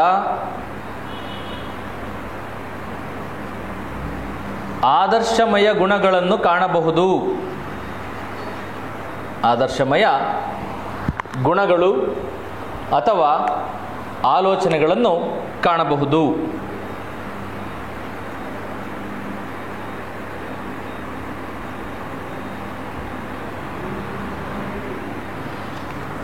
ಸರಿನಾ? ಸೊ ಇಡೀ ಲೋಕದ ಜನರು ಕಣ್ಣು ಕುಕ್ಕಿಸುವಂಥ ಸಾಮ್ರಾಜ್ಯವನ್ನು ಅವನು ನಿರ್ಮಾಣ ಮಾಡಬೇಕು ಅಂತ. ನೆಕ್ಸ್ಟ್ ಬನ್ನಿ. ಈಗೆಲ್ಲ ಅವನು ಹೇಳಿರೋಂಥ ನಿಯಮಗಳ ಬಗ್ಗೆ ಏನೇನು ಹೇಳ್ತಾರೆ ಅಂತ. ಅಲ್ಲಿರೋಂಥ ಮುದುಕ ಸುಲ್ತಾನರು ಸಣ್ಣ ಪುಟ್ಟ ತಪ್ಪುಗಳನ್ನು ಮಾಡಿದರೆ ಕಾಜಿಯವರ ಹತ್ತಿರ ಫಿರ್ಯಾದು ಕೊಡಬಹುದು. ಇಂಥ ದೊಡ್ಡ ತಪ್ಪಿಗೆ ಯಾರ ಹತ್ತಿರಪ್ಪ ಫಿರ್ಯಾದು ಕೊಡುವುದು? ಏನಾದ್ರ ಅರ್ಥ? ಮುದುಕನಿಗೆ ಇಷ್ಟ ಆಗೈತಾ? ಇಲ್ಲ. ನೆಕ್ಸ್ಟ್ ನೋಡಿ, ಪ್ರೌಢ. ಇದು ದಬ್ಬಾಳಿಕೆ. ತಂದೆಯನ್ನು ಕೊಂದು ಪಟ್ಟ ದೋಚಿದ್ದು ಸಾಕಾಗಿಲ್ಲ. ಸೊ ಈಗಲ್ಲೇ ಅವ್ನು ಮಾತಾಡಕ್ಕೆ ಸ್ಟಾರ್ಟ್ ಮಾಡ್ತಾನೆ. ಏನಂದ್ರೆ ಅವನಿಗೂ ಇಷ್ಟ ಇಲ್ಲ, ತಂದೆಯನ್ನ ಕೊಂದು ತಮ್ಮಂದಿರನ್ನ ಕೊಂದು ಇವರು ರಾಜನ ಆಸ್ಥಾನವನ್ನ ಅಲಂಕರಿಸಿದರೆ ಅದು ಸಾಕಾಗಿಲ್ಲ ಅಂತೇಳಿ ಈಗ ರಾಜಧಾನಿಯನ್ನ ಅಲ್ಲಿ ಕರ್ಕೊಂಡು ಹೋಗ್ತವ್ರೆ, ಇದು ದೊಡ್ಡ ಅಪರಾಧ ಅಂತೇಳಿ ಅಲ್ಲಿರುವಂತ ಜನ ಹೇಳ್ತಾರೆ. ನೆಕ್ಸ್ಟ್, ತರುಣ. ಏನೆಂದಿರಿ? ಪ್ರೌಢ. ಏನೋ ಎಂದಿರಲ್ಲ ತಂದೆಯ ಕೊಲೆ ಬಗ್ಗೆ. ನನ್ನನ್ನೇನು ಬೆದರಿಸುತ್ತಿ ತಮ್ಮ? ಇಡೀ ಊರೇ ನೋಡಿದ ಸಂಗತಿ. ಯಾವ ಸಂಗತಿ ಅದು? ನಿನಗೆ ಗೊತ್ತೇ ಇದೆಯಲ್ಲ. ನೀವಿದ್ದಿರೇನಲ್ಲಿ? ಉಳಿದವರು ನನ್ನ ಗೆಳೆಯರಿದ್ದರು. ನಿಮ್ಮ ಗೆಳೆಯರ ಮಾತು ಬಿಡಿರಿ, ನೀವಿದ್ದಿರೇನು? ಇಲ್ಲ. ಹಾಗೆ ಹೇಳಿರಿ. ನಾನಿದ್ದೆ. ಏನಾಯಿತು ಎನ್ನುವುದನ್ನು ಆ ಕಣ್ಣಿನಿಂದ ನೋಡಿದೆ. ಅದು ನಿಜವಾಗಿಯೂ ಅಪಘಾತವಾಗಿತ್ತು. ಅದು ಯಾವ ರೀತಿಯಾಗಿ ಅಪಘಾತ ಆಗಿದೆ ಅಂತೇಳಿ ಹೇಳ್ತಾರೆ ನೋಡಿ. ಈಗೇನು? ಆನೆಗೆ ಏನೋ ದಿಗ್ಭ್ರಮೆ ಆಗಿರಬೇಕು. ಜನಸಂದಣಿ ನೋಡಿ ಬೆದರಿರಬೇಕು. ಹೋಗಿ ಕಟ್ಟಿಗೆಯ ಮಂಟಪವನ್ನು ಆಯ್ದು ಬಿಟ್ಟಿತು. ಮಂಟಪ ಕುಸಿದು ಬಿತ್ತು. ಸೊ ಅವನು ಹೇಳ್ತಾನೆ, ಆ ಆನೆ ಬಂದು ಅದಕ್ಕೆ ಹೊಡೆದ ಕಾರಣದಿಂದಾಗಿ ಆ ಮಂಟಪ ಬಿತ್ತು. ಅಲ್ಲಿ ತಮ್ಮ ಮತ್ತೆ ತಂದೆಯರಿದ್ರು, ಸತ್ತೋಗಿದ್ದಾರೆ ಅಂತ. ನೆಕ್ಸ್ಟ್, ಆ ಹೊತ್ತಿಗೆ ಸರಿಯಾಗಿ ಸುಲ್ತಾನರು ಆ ಮಂಟಪದಲ್ಲಿ ಇದ್ದಿರಲಿಲ್ಲ ಎನ್ನುವುದು ಎಂಥ ಸುದೈವ? ವ್ಯಂಗ್ಯವಾಗಿ ಹೇಳ್ತಾರಂಥದ್ದು. ಸೊ ಅಲ್ಲಿ ಅವನಿಲ್ಲ, ತುಗ್ಲಕ್ಕಿಲ್ಲ, ತಮ್ಮಂದಿರಿದ್ದಾರೆ, ಅಪ್ಪಾಜಿ ಇದ್ದಾರೆ. ಸೊ ಅದನ್ನೇ ಹೇಳ್ತಾನೆ. ಎಂಥ ಸುದೈವ? ಇಲ್ಲದಿದ್ದರೆ ತನ್ನ ತಂದೆ ಮತ್ತೆ ತಮ್ಮನಾಗೆ ಅವರೂ ಚಟ್ಟಾಗಿ ಹೋಗುತ್ತಿದ್ದರು. ದೇವರ ದಯೆ. ಅದಕ್ಕೆ ಹೇಳ್ತಾನೆ ನೋಡಿ. ಮತ್ತು ಆ ತಂದೆ ಪಾಪ ಆ ಇಡೀ ಮೆರವಣಿಗೆಯನ್ನು ಸುಲ್ತಾನರ ಸ್ವಾಗತಕ್ಕಾಗಿ ಇಟ್ಟುಕೊಂಡಿದ್ದರು ಅನ್ನುವುದನ್ನು ನೆನೆಸಿದರೆ ಅದಕ್ಕೆ ನೀವು ಸುಲ್ತಾನರನ್ನು ಏಕೆ ದೂರುತ್ತೀರಿ? ಅವರು ಆಗ ಪ್ರಾರ್ಥನೆಗೆಂದು ಮಸೀದಿಗೆ ಹೋಗಿದ್ದರು. ನಿಮಗೆ ಗೊತ್ತಿಲ್ಲೇನು? ಸುಲ್ತಾನರೆಂದು ಪ್ರಾರ್ಥನೆ ತಪ್ಪಿಸುವುದಿಲ್ಲ. ಆ ಸಾಲನ್ನ ಕರೆಕ್ಟಾಗಿ ಮಾರ್ಕ್ ಮಾಡ್ಕೊಳ್ಳಿ. ಸುಲ್ತಾನರೆಂದು ಪ್ರಾರ್ಥನೆ ತಪ್ಪಿಸುವುದಿಲ್ಲ. ನೆಕ್ಸ್ಟ್, ಅದೆಲ್ಲ ನಮ್ಗೆ ಗೊತ್ತು ಸರಿ, ಆದರೆ ಆನೆಗೆ ಗೊತ್ತಾಯ್ತು ಪ್ರಾರ್ಥನೆ ಹೊತ್ತು. ಏನಂಗಂದ್ರೆ ಅರ್ಥ? ಸೊ ಪ್ರಾರ್ಥನೆ ಸಮಯದಲ್ಲಿ ಆತ ಪ್ಲಾನ್ಡ್ ಆಗಿ ಆ ಆನೆಯನ್ನ ಒಳಗಡೆಗೆ ಕಳಿಸಿ ಆ ಚಪ್ಪರವನ್ನು ಉರುಳಿಸಿ ಆ ತಂದೆ ಮತ್ತೆ ತಮ್ಮಂದಿರನ್ನ ತುಘಲಕ ಕೊಂದಿದ್ದಾನೆ. ಈ ಕಥೆನಲ್ಲಿ ನಮಗೆ ತುಘಲಕ ತಾನೇ ಕೊಂದ ಅಂತೇಳಿ ಮುಂದೆ ಒಪ್ಕಂತಾನೆ, ನಿಮಗೆ ನೆನಪಿರ್ಲಿ. ಆದರೆ ಇತಿಹಾಸದಲ್ಲಿ ಇದಿನ್ನೂ ಇತ್ಯರ್ಥ ಆಗಿಲ್ಲ. ಸೊ ಹಿಂದೆ ನಿಮಗೆ ಗೊತ್ತು, ತಂದೆಯನ್ನ ಮತ್ತೆ ಸಂಬಂಧಿಕರನ್ನ ಕೊಂದು ಎಲ್ಲರೂ ಸಹ ಅಥವಾ ಅವರನ್ನ ಸೋಲಿಸಿ ಈ ಒಂದು ರಾಜನ ಸ್ಥಾನವನ್ನ ಗಳಿಸ್ತಾ ಇದ್ರು ಅಂತೇಳಿ. ಸೊ ಇಲ್ಲಿ ಈ ಕಥೆಯಲ್ಲಿ ತುಘಲಕನೂ ಸಹ ತನ್ನ ತಂದೆ ಮತ್ತೆ ತಮ್ಮಂದಿರನ್ನ ಕೊಂದಿದ್ದಾನೆ, ಕೊಂದು ಇದನ್ನ ಆಸ್ಥಾನವನ್ನ ಪಡೆದಿದ್ದಾನೆ. ಈ ಒಂದು ಇತಿಹಾಸದಲ್ಲಿ ಇನ್ನೂ ಇತ್ಯರ್ಥ ಆಗಿಲ್ಲ, ಕಥೆಯಲ್ಲಿ ಅವನೇ ಒಪ್ಕೊಂಡ ಬರ್ಕಳಿಲ್ಲ.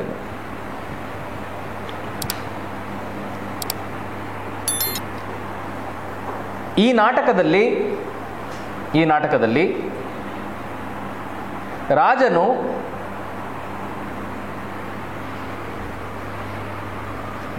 ತನ್ನ ಮಹತ್ವಾಕಾಂಕ್ಷೆಯನ್ನು ಈಡೇರಿಸಿಕೊಳ್ಳಲು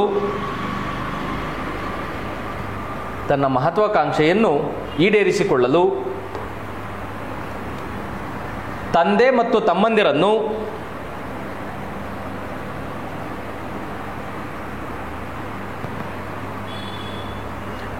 ಕೊಂದಿರುವುದಾಗಿ ಒಪ್ಪಿಕೊಳ್ಳುತ್ತಾನೆ.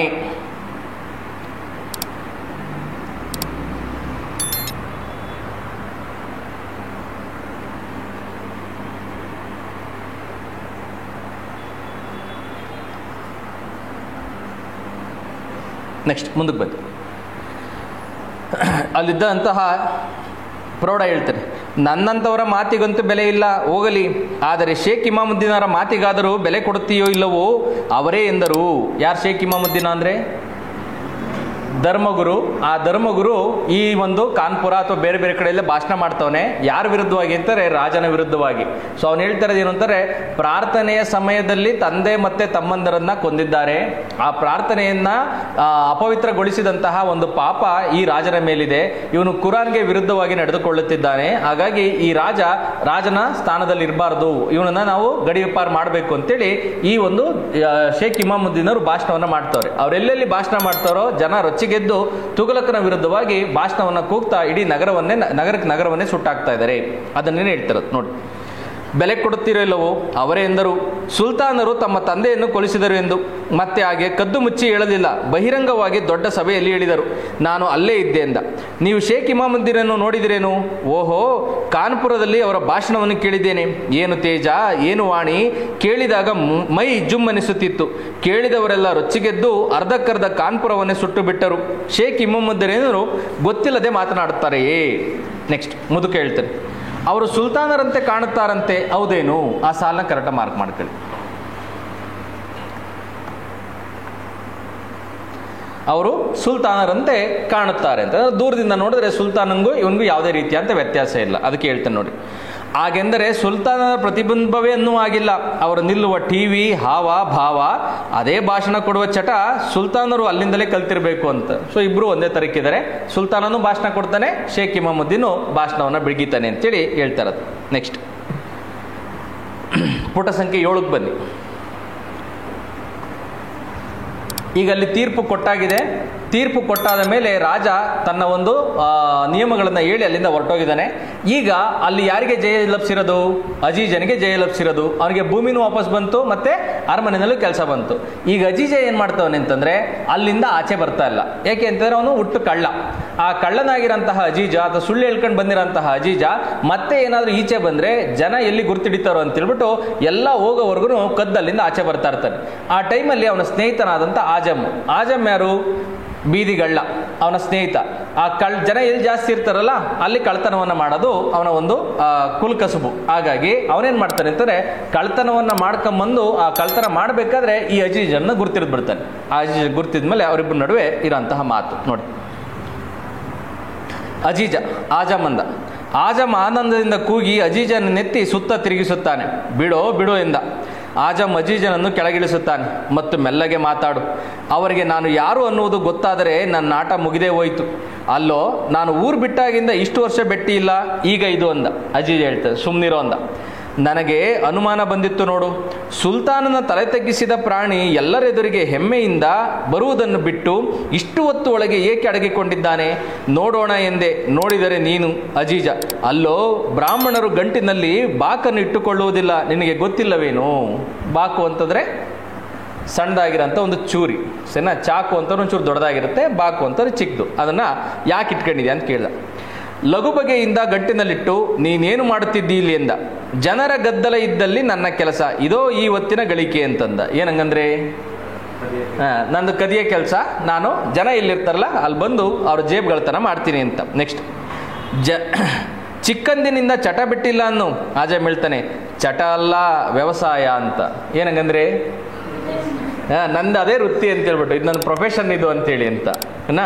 ಇದು ಹಾಬಿ ಅಲ್ಲ, ನಂದು ಪ್ರೊಫೆಷನ್ ಅಂತ. ಇಷ್ಟೆಲ್ಲ ರೊಕ್ಕ ಕದ್ದೆ, ಒಬ್ಬರಿಗೂ ಪತ್ತೆ ಆಗಲಿಲ್ಲ, ಮತ್ತು ಎಲ್ಲೆಲ್ಲಿ ಬಚ್ಚಿಟ್ಟಿರುತ್ತಾರೆ ಎಂದೆ. ಇವನು ಎಲ್ಲೆಲ್ಲಿ ಕೈ ಹಾಕೋನೋ ಗೊತ್ತಿಲ್ಲ, ಸರಿನಾ? ಅವನು ಬಚ್ಚಿಟ್ಟಿರ್ತಾರೆ ಅಂತೇಳಿ ಹೇಳ್ದ. ಅದು ಹೋಗಲಿ, ನಾನಂತೂ ಬೀದಿಯ ಕಳ್ಳ, ನಿನ್ನದು ಗುಟ್ಟು ದೊಡ್ಡದು. ಊರಲ್ಲಿ ಅಗಸನಾಗಿದ್ದ ನೀನು ದಿಲ್ಲಿಯಲ್ಲಿ ಬ್ರಾಹ್ಮಣನಾಗಿ ಏನು ನಡೆಸಿದ್ದಿ? ಯಾರಿಗೂ ಹೇಳ್ಬೇಡ, ಹೇಳುತ್ತೇನೆ ಎಂದ. ನೋಡಿ, ಮೊನ್ನೆ ಸುಲ್ತಾನರು ಮಾಡಿದ ಘೋಷಣೆ ಕೇಳಿದೆಯೇನು? ಯಾವುದಪ್ಪ? ಈ ಸುಲ್ತಾನ ದಿನಕ್ಕೆ 100 ಸಲ ಡಂಗುರ ಹೊಡೆಸುತ್ತಾನೆ. ಏನಂಗಂದ್ರೆ ಅರ್ಥ? ವಿಪರೀತವಾದಂತಹ ನಿಯಮಗಳನ್ನು ತರ್ತಾ ಇದ್ದಾನೆ ಅಂತ. ಅದರ ಅರ್ಥ ಏನು ಅಂದರೆ ಜನರಿಗೆ ಅವ್ನು ಮಾಡ್ತಾ ಇರೋದು ಒಂದು ರೀತಿಯಲ್ಲಿ ಅಸಹ್ಯ ಬಂದ್ಬಿಟ್ಟಿದೆ, ಅದ್ರ ಬಗ್ಗೆ ಜನರಿಗೆ ಆಸಕ್ತಿನೇ ಇಲ್ಲ ಅಂತೇಳಿ. ಈಗ ಯೂಶಲಿ ನಾವು UPSC ಪ್ರಿಪ್ರೇಷನ್ನಲ್ಲಿ ನಮಗೂ ಹಿಂಗೆ ಅನಿಸುತ್ತೆ. ಈಗ ಯಾವ್ದಾದ್ರು ಕರ್ನಾಟಕ ಗೌರ್ಮೆಂಟ್ ಇರ್ಬೋದು, ಇಲ್ಲಾಂದ್ರೆ ಇಂಡಿಯಾ ಗೌರ್ಮೆಂಟ್ ಇರ್ಬೋದು, ಯಾವ್ದಾದ್ರು ಹೊಸ ಪ್ರೋಗ್ರಾಮ್ ಬಂತು ಅಂತಂದರೆ ಜನ ಖುಷಿ ಆಗ್ತಾ ಇರ್ತಾರೆ. UPSC ಸ್ಟೂಡೆಂಟ್ಸ್ಗೆ ಹಿಂಗೆ ಅಂತ ಇರುತ್ತೆ, ಪುಕ್ಕ ಪುಕ್ಕ ಅಂತ. ಇದರಲ್ಲಿ ಏನು ಕೇಳ್ತಾನೋ, ಎಲ್ಲಿಂದ ತೆಗಿತಾನೋ, ಮತ್ತು ಅದ್ರ ಹೆಸರಿಡಬೇಕಾದ್ರೆ ಮುಂಚೆ ಇಂಗ್ಲೀಷಲ್ಲಿ ಹೆಂಗೋ ಇಡೋರು, ಅವು ಹೆಂಗೋ ನೆನಪಿರೋವು. ಇವತ್ತಿಗೆ ಅದರೊಳಗಡೆ ಏನೇನೋ ತತ್ತಾರೆ, ಸಂಸ್ಕೃತದ ಪದಗಳು, ಹಿಂದಿ ಪದಗಳು ಎಲ್ಲವೂ ಮಿಕ್ಸ್ ಮಾಡಿ ಕೊನೆಗೆ ಅದನ್ನ ಪೂರ್ತಿಯಾಗಿ ಗಬ್ಬೆ ಬಿರಿಸಿ ಯಾವುದು ನಮಗೆ ಸಿಗಬಾರ್ದು. ಚೆನ್ನ ಇತ್ತೀಚೆಗೆ ಪ್ರೋಗ್ರಾಮ್ಗಳ ಬಗ್ಗೆ ಕೇಳೋದನ್ನ ಕಡಿಮೆ ಮಾಡಿದ್ದಾರೆ. 2012-13ರಲ್ಲಿ 10-12 ಕ್ವಶನ್ ಇರ್ತಾ ಇದ್ದಿದ್ದು ಪ್ರೋಗ್ರಾಮ್ಗಳ ಬಗ್ಗೆ. ಬರೀ ಗೌರ್ಮೆಂಟ್ ಪ್ರೋಗ್ರಾಮ್ನೇ ನಾವು 15-20 ದಿವಸ ಓದ್ಕೊಂಡು ಕುತ್ಕೊಂತಿದ್ದು. ಇದೇನಪ್ಪ ಒಂದು 20-30 ಓದಿದ ಮೇಲೆ ಇದು ಟಾರ್ಗೆಟ್ ಗ್ರೂಪ್ ಯಾವುದು, ಇವ್ರು ಹೆಂಗಸರಿಗಿದಾರಾ ಇಲ್ಲ ಹುಡುಗಿರಿಗೈತಾ, ಇದು ಗಂಡು ಮಕ್ಕಳಿಗ ಇದು ಹೆಣ್ಣು ಮಕ್ಕಳಿಗ, ಎಲ್ಲ ಗಬ್ಬೆದ್ದೋಗಿ ಪೂರ್ತಿಯಾಗಿ ಮಿಕ್ಸ್ ಹೊಡೆದು ಅಲ್ಲೇನೋ ಒಂದು ನೆನಪಾಗಿ ಸುಮ್ಮನೆ ಹಾಕ್ಬಿಟ್ಟು ಬರ್ತಾ ಇತ್ತು. ಇವಾಗಲೂ ಹಂಗೆ ಕೇಳ್ತಾ ಇದಾರ, ಕಡಿಮೆ ಮಾಡಿದಾರಾ? ಈಗ ಕಡಿಮೆ ಮಾಡಿದ್ದಾರೆ. ಅವಾಗಂತೂ ಆ ಹೆಸರುಗಳು ಒಂದೇ ಥರ ಇರೋಂಥದ್ದು. ಈಗ ಏನೋ ಒಂದು ಬರೆದಿರ್ತಾರೆ ಸಂಪದ ಅಂತೇಳಿ ಬರೀತಾರೆ, ಅದು ಎಲ್ಲಿಂದ ಎಲ್ಲಿಗೋ ಹೋಗಿರುತ್ತೆ ಲಿಂಕು. ಯಾವುದೋ ಫಿಶರಿಗೆ ಬಂದರೆ ಅದೆಲ್ಲೋ ಒಂದು ಕಡೆ ಇರುತ್ತೆ. ಹಂಗೆ ಆಗೈತೆ ಅಷ್ಟೇ. ಸೊ ನಮ್ಮ ಮೋದಿಜಿಯವ್ರು ಹೆಂಗೆ ಪ್ರೋಗ್ರಾಮ್ ಮಾಡ್ತಾರಲ್ಲ ಹಂಗೆ ಈ ತುಘಲಕನು ಪ್ರೋಗ್ರಾಮ್ಗಳನ್ನ ಒಂದರಿಂದ ಒಂದು ಮಾಡ್ತಾ ಇದ್ದಾನೆ ಅಂತೇಳಿ. ಬನ್ನಿ, ಅಜೀಜ ಅವರ ರಾಜ್ಯಾಭಿಷೇಕದ 2ನೇ ವರ್ಷಾರಂಭಕ್ಕೆ ಒಡೆಸಿದ್ದು ಅಂದ. ಯಾವುದು ಅಂತೇಳಿ ಇಲ್ಲಿ ಹೇಳ್ತಾರೆ ನೋಡಿ. ಇನ್ನು ಮುಂದೆ ಸುಲ್ತಾನರ ಅಧಿಕಾರಿಗಳಿಂದ ಯಾರಿಗಾದರೂ ಏನಾದರೂ ಅನ್ಯಾಯವಾದರೆ ಅವರು ಸ್ವತಃ ಸುಲ್ತಾನನ ವಿರುದ್ಧವೇ ಫಿರ್ಯಾದು ಕೊಡಬಹುದು, ನ್ಯಾಯ ಸಿಗುತ್ತದೆ, ಯಾರೂ ಹೆದರಬಾರದು ಇತ್ಯಾದಿ. ಆಗ ನನ್ನ ಕಿಸೆಯಲ್ಲಿ ಕವಡಿ ಇರಲಿಲ್ಲ, ಹೊಟ್ಟೆಯಲ್ಲಿ ಅನ್ನದ ಕಣ ಇರಲಿಲ್ಲ, ನನಗೆ ಒಗೆಯಲಿಕ್ಕೆ ಬಿಡು ಕದಿಯಲಿಕ್ಕೂ ಬಟ್ಟೆ ಇರಲಿಲ್ಲ. ಏನಂಗಂದ್ರೆ, ಸೊ ನಾನು ವಿಪರೀತವಾದಂಥ ಬಡತನದಲ್ಲಿ ನಿರುದ್ಯೋಗದಲ್ಲಿ ಬಳಲ್ತಾ ಇದ್ದೆ. ಆಗ ನನಗೆ ಒಳದಿದ್ದು ಒಂದೇ ಒಂದು ಐಡಿಯಾ ಏನು ಅಂತಂದರೆ, ಈ ರೀತಿಯಾಗಿ ನಾನು ರಾಜನನ್ನು ಅಥವಾ ರಾಜ ಮಾಡಿರುವಂಥ ಆದರ್ಶಮಯ ನಿಯಮದಲ್ಲಿ ಒಂದು ಲೂಪ್ ಹೋಲ್ನ ಹುಡುಕಿ ಅಲ್ಲಿರುವಂಥ ನ್ಯೂನ್ಯತೆಗಳನ್ನು ಹುಡುಕಿ ನಾನು ನನ್ನ ಒಂದು ಅನುಕೂಲಕ್ಕೆ ಬಳಸ್ಕೋಬೋದು ಅಂತೇಳಿ. ಗೊತ್ತಾಯ್ತಾ? ಕಟ್ಟ ಸುಬ್ರಹ್ಮಣ್ಯ ನಾಯ್ಡು ಅಂತೇಳಿ ಹೆಸರು ಕೇಳಿದ್ದೀರಾ? ಎಲ್ಲೋ ಕೇಳಿದ್ದೀವಿ ಸರ್. ಅವ್ರನ್ನ ಈಗ ಒಂದು 10 ವರ್ಷದಿಂದ ಜೈಲಿಗೆ ಹಾಕ್ಕೊಂಡಿದ್ರು, ಈಗ ಆಚೆಗೆ ಬಿಟ್ಟಿದ್ದಾರೆ, ಬಿಟ್ಟರು. ಅವರು BJPನಲ್ಲಿ ಮಿನಿಸ್ಟರ್ ಆಗಿದ್ದ, MLA ಆಮೇಲೆ ಮಿನಿಸ್ಟರ್ ಆಗಿದ್ದಂಥವ್ರು. ಅವರು ಸುಮಾರು 20-25 ವರ್ಷಗಳ ಹಿಂದೆ ಒಂದು ಟೀ ಶಾಪ್ನ ಸ್ಟಾರ್ಟ್ ಮಾಡಿದ್ರಂತೆ, ಅಥವಾ 30 ವರ್ಷದಿಂದ ಟೀ ಶಾಪು. ಅಲ್ಲಿಂದ ಒಂದು 10-15 ವರ್ಷಕ್ಕೆ ಸದಾಶಿವನಗರದಲ್ಲಿ ದೊಡ್ಡದಾಗಿರೋಂಥ ಮನೆ. ನೀವೇನಾದ್ರೂ ಮೇಕ್ರಿ ಸರ್ಕಲ್ನ ದಾಟೋದಕ್ಕಿಂತ ಮುಂಚೆ ಕಾವೇರಿ ಜಂಕ್ಷನ್ ಇದೆ. ಆ ಕಾವೇರಿ ಜಂಕ್ಷನ್ನಲ್ಲಿ ನೀವು ಮೇನ್ ರೋಡಲ್ಲಿ ಹೋಗೋ ಬದಲಿಗೆ 1 ಕ್ರಾಸ್ ಅಥವಾ 2 ಕ್ರಾಸ್ನ ತಗೊಂಡ್ರೆ ಒಂದು ದೊಡ್ಡದಾಗಿರೋಂತಹ ಬಿಳಿ ಮನೆ ಇದೆ. ಅದು ಯಾವುದು ಅಂತಂದರೆ ಇವ್ರಿಗೆ ಸಂಬಂಧಪಟ್ಟಿರೋದು. ಟೀ ಶಾಪ್ ಅವರು ಹೆಂಗೆ 20 ವರ್ಷದಲ್ಲಿ ಅಷ್ಟೆಲ್ಲ ಮಾಡೋದಕ್ಕೆ ಸಾಧ್ಯ ಆಗಿದೆ ಅಂತೇಳಿ. ರೈಟ್. ಅದಕ್ಕೆಲ್ಲ ಇರೋದೇನು ಮಾರ್ಗ ಏನು ಅಂತಂದರೆ, ಸರ್ಕಾರದಲ್ಲಿರುವಂತಹ ನಿಯಮಗಳಲ್ಲಿ ನ್ಯೂನ್ಯತೆಗಳನ್ನು ಹುಡುಕಿ ಅಲ್ಲಿರುವಂತಹ ಅಂಶಗಳನ್ನು ತಮ್ಮ ಅನುಕೂಲಕ್ಕೆ ತಕ್ಕಂತೆ ಬಳಸಿಕೊಳ್ಳುತ್ತಾರೆ. ಅದೇ ಇರೋದು. ಬನ್ನಿ ಮುಂದೆ. ನಾನು ಆ ಘೋಷಣೆ ಕೇಳಿದೆ, ವಿಚಾರ ಮಾಡಿದೆ, ಕೂಡಲೇ ನೆನಪಾಯಿತು. ನನ್ನ ಊರಿನ ವಿಷ್ಣುಪ್ರಸಾದನ ಜಮೀನು ಸುಲ್ತಾನನ ಅಧಿಕಾರಿಗಳು ಒತ್ತಾಯದಿಂದ ಕಸಿದುಕೊಂಡಿದ್ದರು. ಕೂಡಲೇ ತಲೆಬೋಳಿಸಿ ಬ್ರಾಹ್ಮಣನಾದೆ. ನನ್ನ ಹೆಸರು ವಿಷ್ಣುಪ್ರಸಾದ ಎಂದೆ. ಅವನ ಕಡೆಗೆ ಹೋಗಿ ಅವನ ಆ ಜಮೀನು ಕೊಂಡುಕೊಂಡೆ. 1 ನಿಮಿಷ, ಸ್ವಲ್ಪ ಬಿಡಿಸಿ ಹೇಳು. ಜಪ್ತು ಮಾಡಿದ ಜಮೀನು ನೀ ಹೇಗಪ್ಪ ಕೊಂಡುಕೊಂಡೆ? ಅದೇ ಅವನು ಅಂದ. ನಾನು ಹೇಳಿದೆ, ಅದರ ಚಿಂತೆ ನಿನಗೆ ಬೇಡ, 10 ಬೆಳ್ಳಿ ನಾಣ್ಯಗಳನ್ನು ಕೊಡುತ್ತೇನೆ, ಜಮೀನು ನನಗೆ ಕೊಡು ಎಂದೆ. ಅವನು ಸಿಕ್ಕಿದ್ದೇ ಸಾಕು ಎಂದು ಕೊಟ್ಟ. ಕೂಡಲೇ ಇಲ್ಲಿ ಬಂದು ಸುಲ್ತಾನರ ವಿರುದ್ಧ ಫಿರ್ಯಾದು ಮಾಡಿದೆ. ಮತ್ತು ಸುಲ್ತಾನರು ತಲೆ ಆರಿಸಿದ್ದರೆ ನನಗೆ ಒಂದೂ ತಿಳಿಯಲಿಲ್ಲ. ನಿನಗೆ ಈ ಬ್ರಾಹ್ಮಣನ ವೇಷ ಏಕೆ ಬೇಕಾಗಿತ್ತು? ಒಳ್ಳೆಯ ಮುಸಲ್ಮಾನನ ಹಾಗೆ ಬಂದಿದ್ದರೆ ಏನಾಗುತ್ತಿತ್ತು? ಅವನು ಹೇಳ್ತಾನೆ ನೋಡಿ. ನಾನು ಹಾಗೆ ಬಂದಿದ್ದರೆ ಸುಲ್ತಾನರ ನಿಷ್ಪಕ್ಷಪಾತಿ ನ್ಯಾಯದ ಗತಿ ಏನಾಗುತ್ತಿತ್ತು? ಮುಸಲ್ಮಾನ ಅರಸು, ಮುಸಲ್ಮಾನ ಫಿರ್ಯಾದಿ.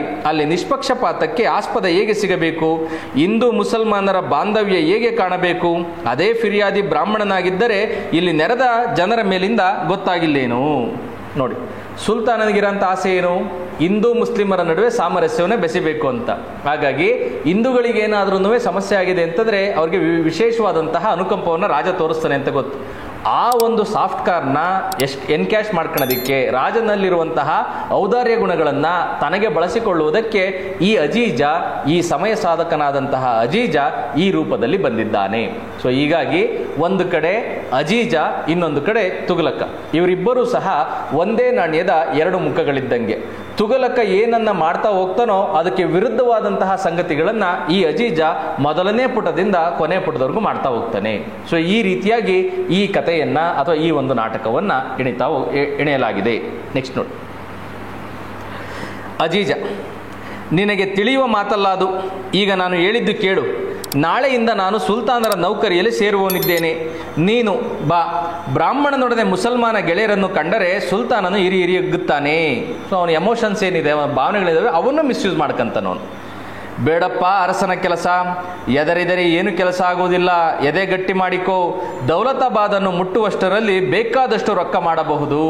ಅದರ ಅರ್ಥ ಏನು ಅಂತ ನಾನು ಆಲ್ರೆಡಿ ಏನೋ ಫಿಕ್ಸ್ ಮಾಡ್ಕೊಂಡೆ. ದೌಲತಾಬಾದ್ ಹೋಗೋಷ್ಟೊಳಗಡೆ ನನಗೆ ದುಡ್ಡನ್ನು ಮಾಡಿಕೊಡ್ತೀನಿ ಬಾ ಅಂತೇಳಿ.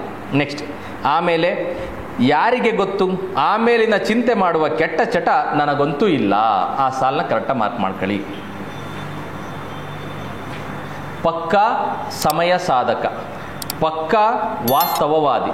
ಅವನು ಹೇಳೋದೇನು ಅಂತಂದರೆ, ನನಗೆ ಮುಂದಿನ ಚಿಂತೆ ನನಗಿಲ್ಲ, ಇವಾಗೇನಿದೆಯಲ್ಲ ಇದ್ರ ಮೇಲೆ ನಾನು ಗಮನವನ್ನು ಹರಿಸ್ಬೇಕು ಅಂತೇಳಿ. ಅಲ್ಲಿ ಬರ್ಕಳಿಗೆ ಈ ನಾಟಕದಲ್ಲಿ ಅಜೀಜನ ಪಾತ್ರವು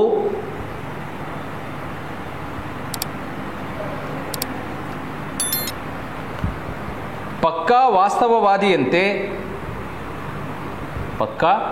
ವಾಸ್ತವವಾದಿ ಅಥವಾ ವರ್ತಮಾನದಲ್ಲಿ ಬದುಕುವ ವ್ಯಕ್ತಿಯಂತೆ ಚಿತ್ರಿತವಾಗಿದೆ.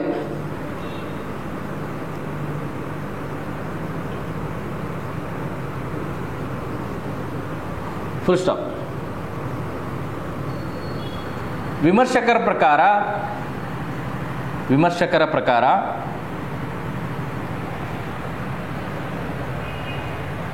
ಅಜೀಜನ ಪಾತ್ರ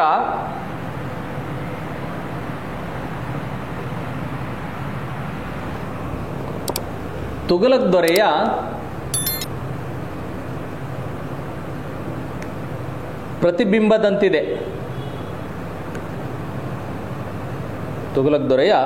ಪ್ರತಿಬಿಂಬದಂತಿದೆ.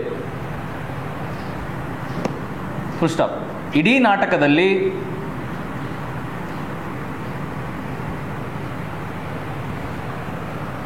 ಒಂದೇ ನಾಣ್ಯದ ಎರಡು ಮುಖಗಳಂತೆ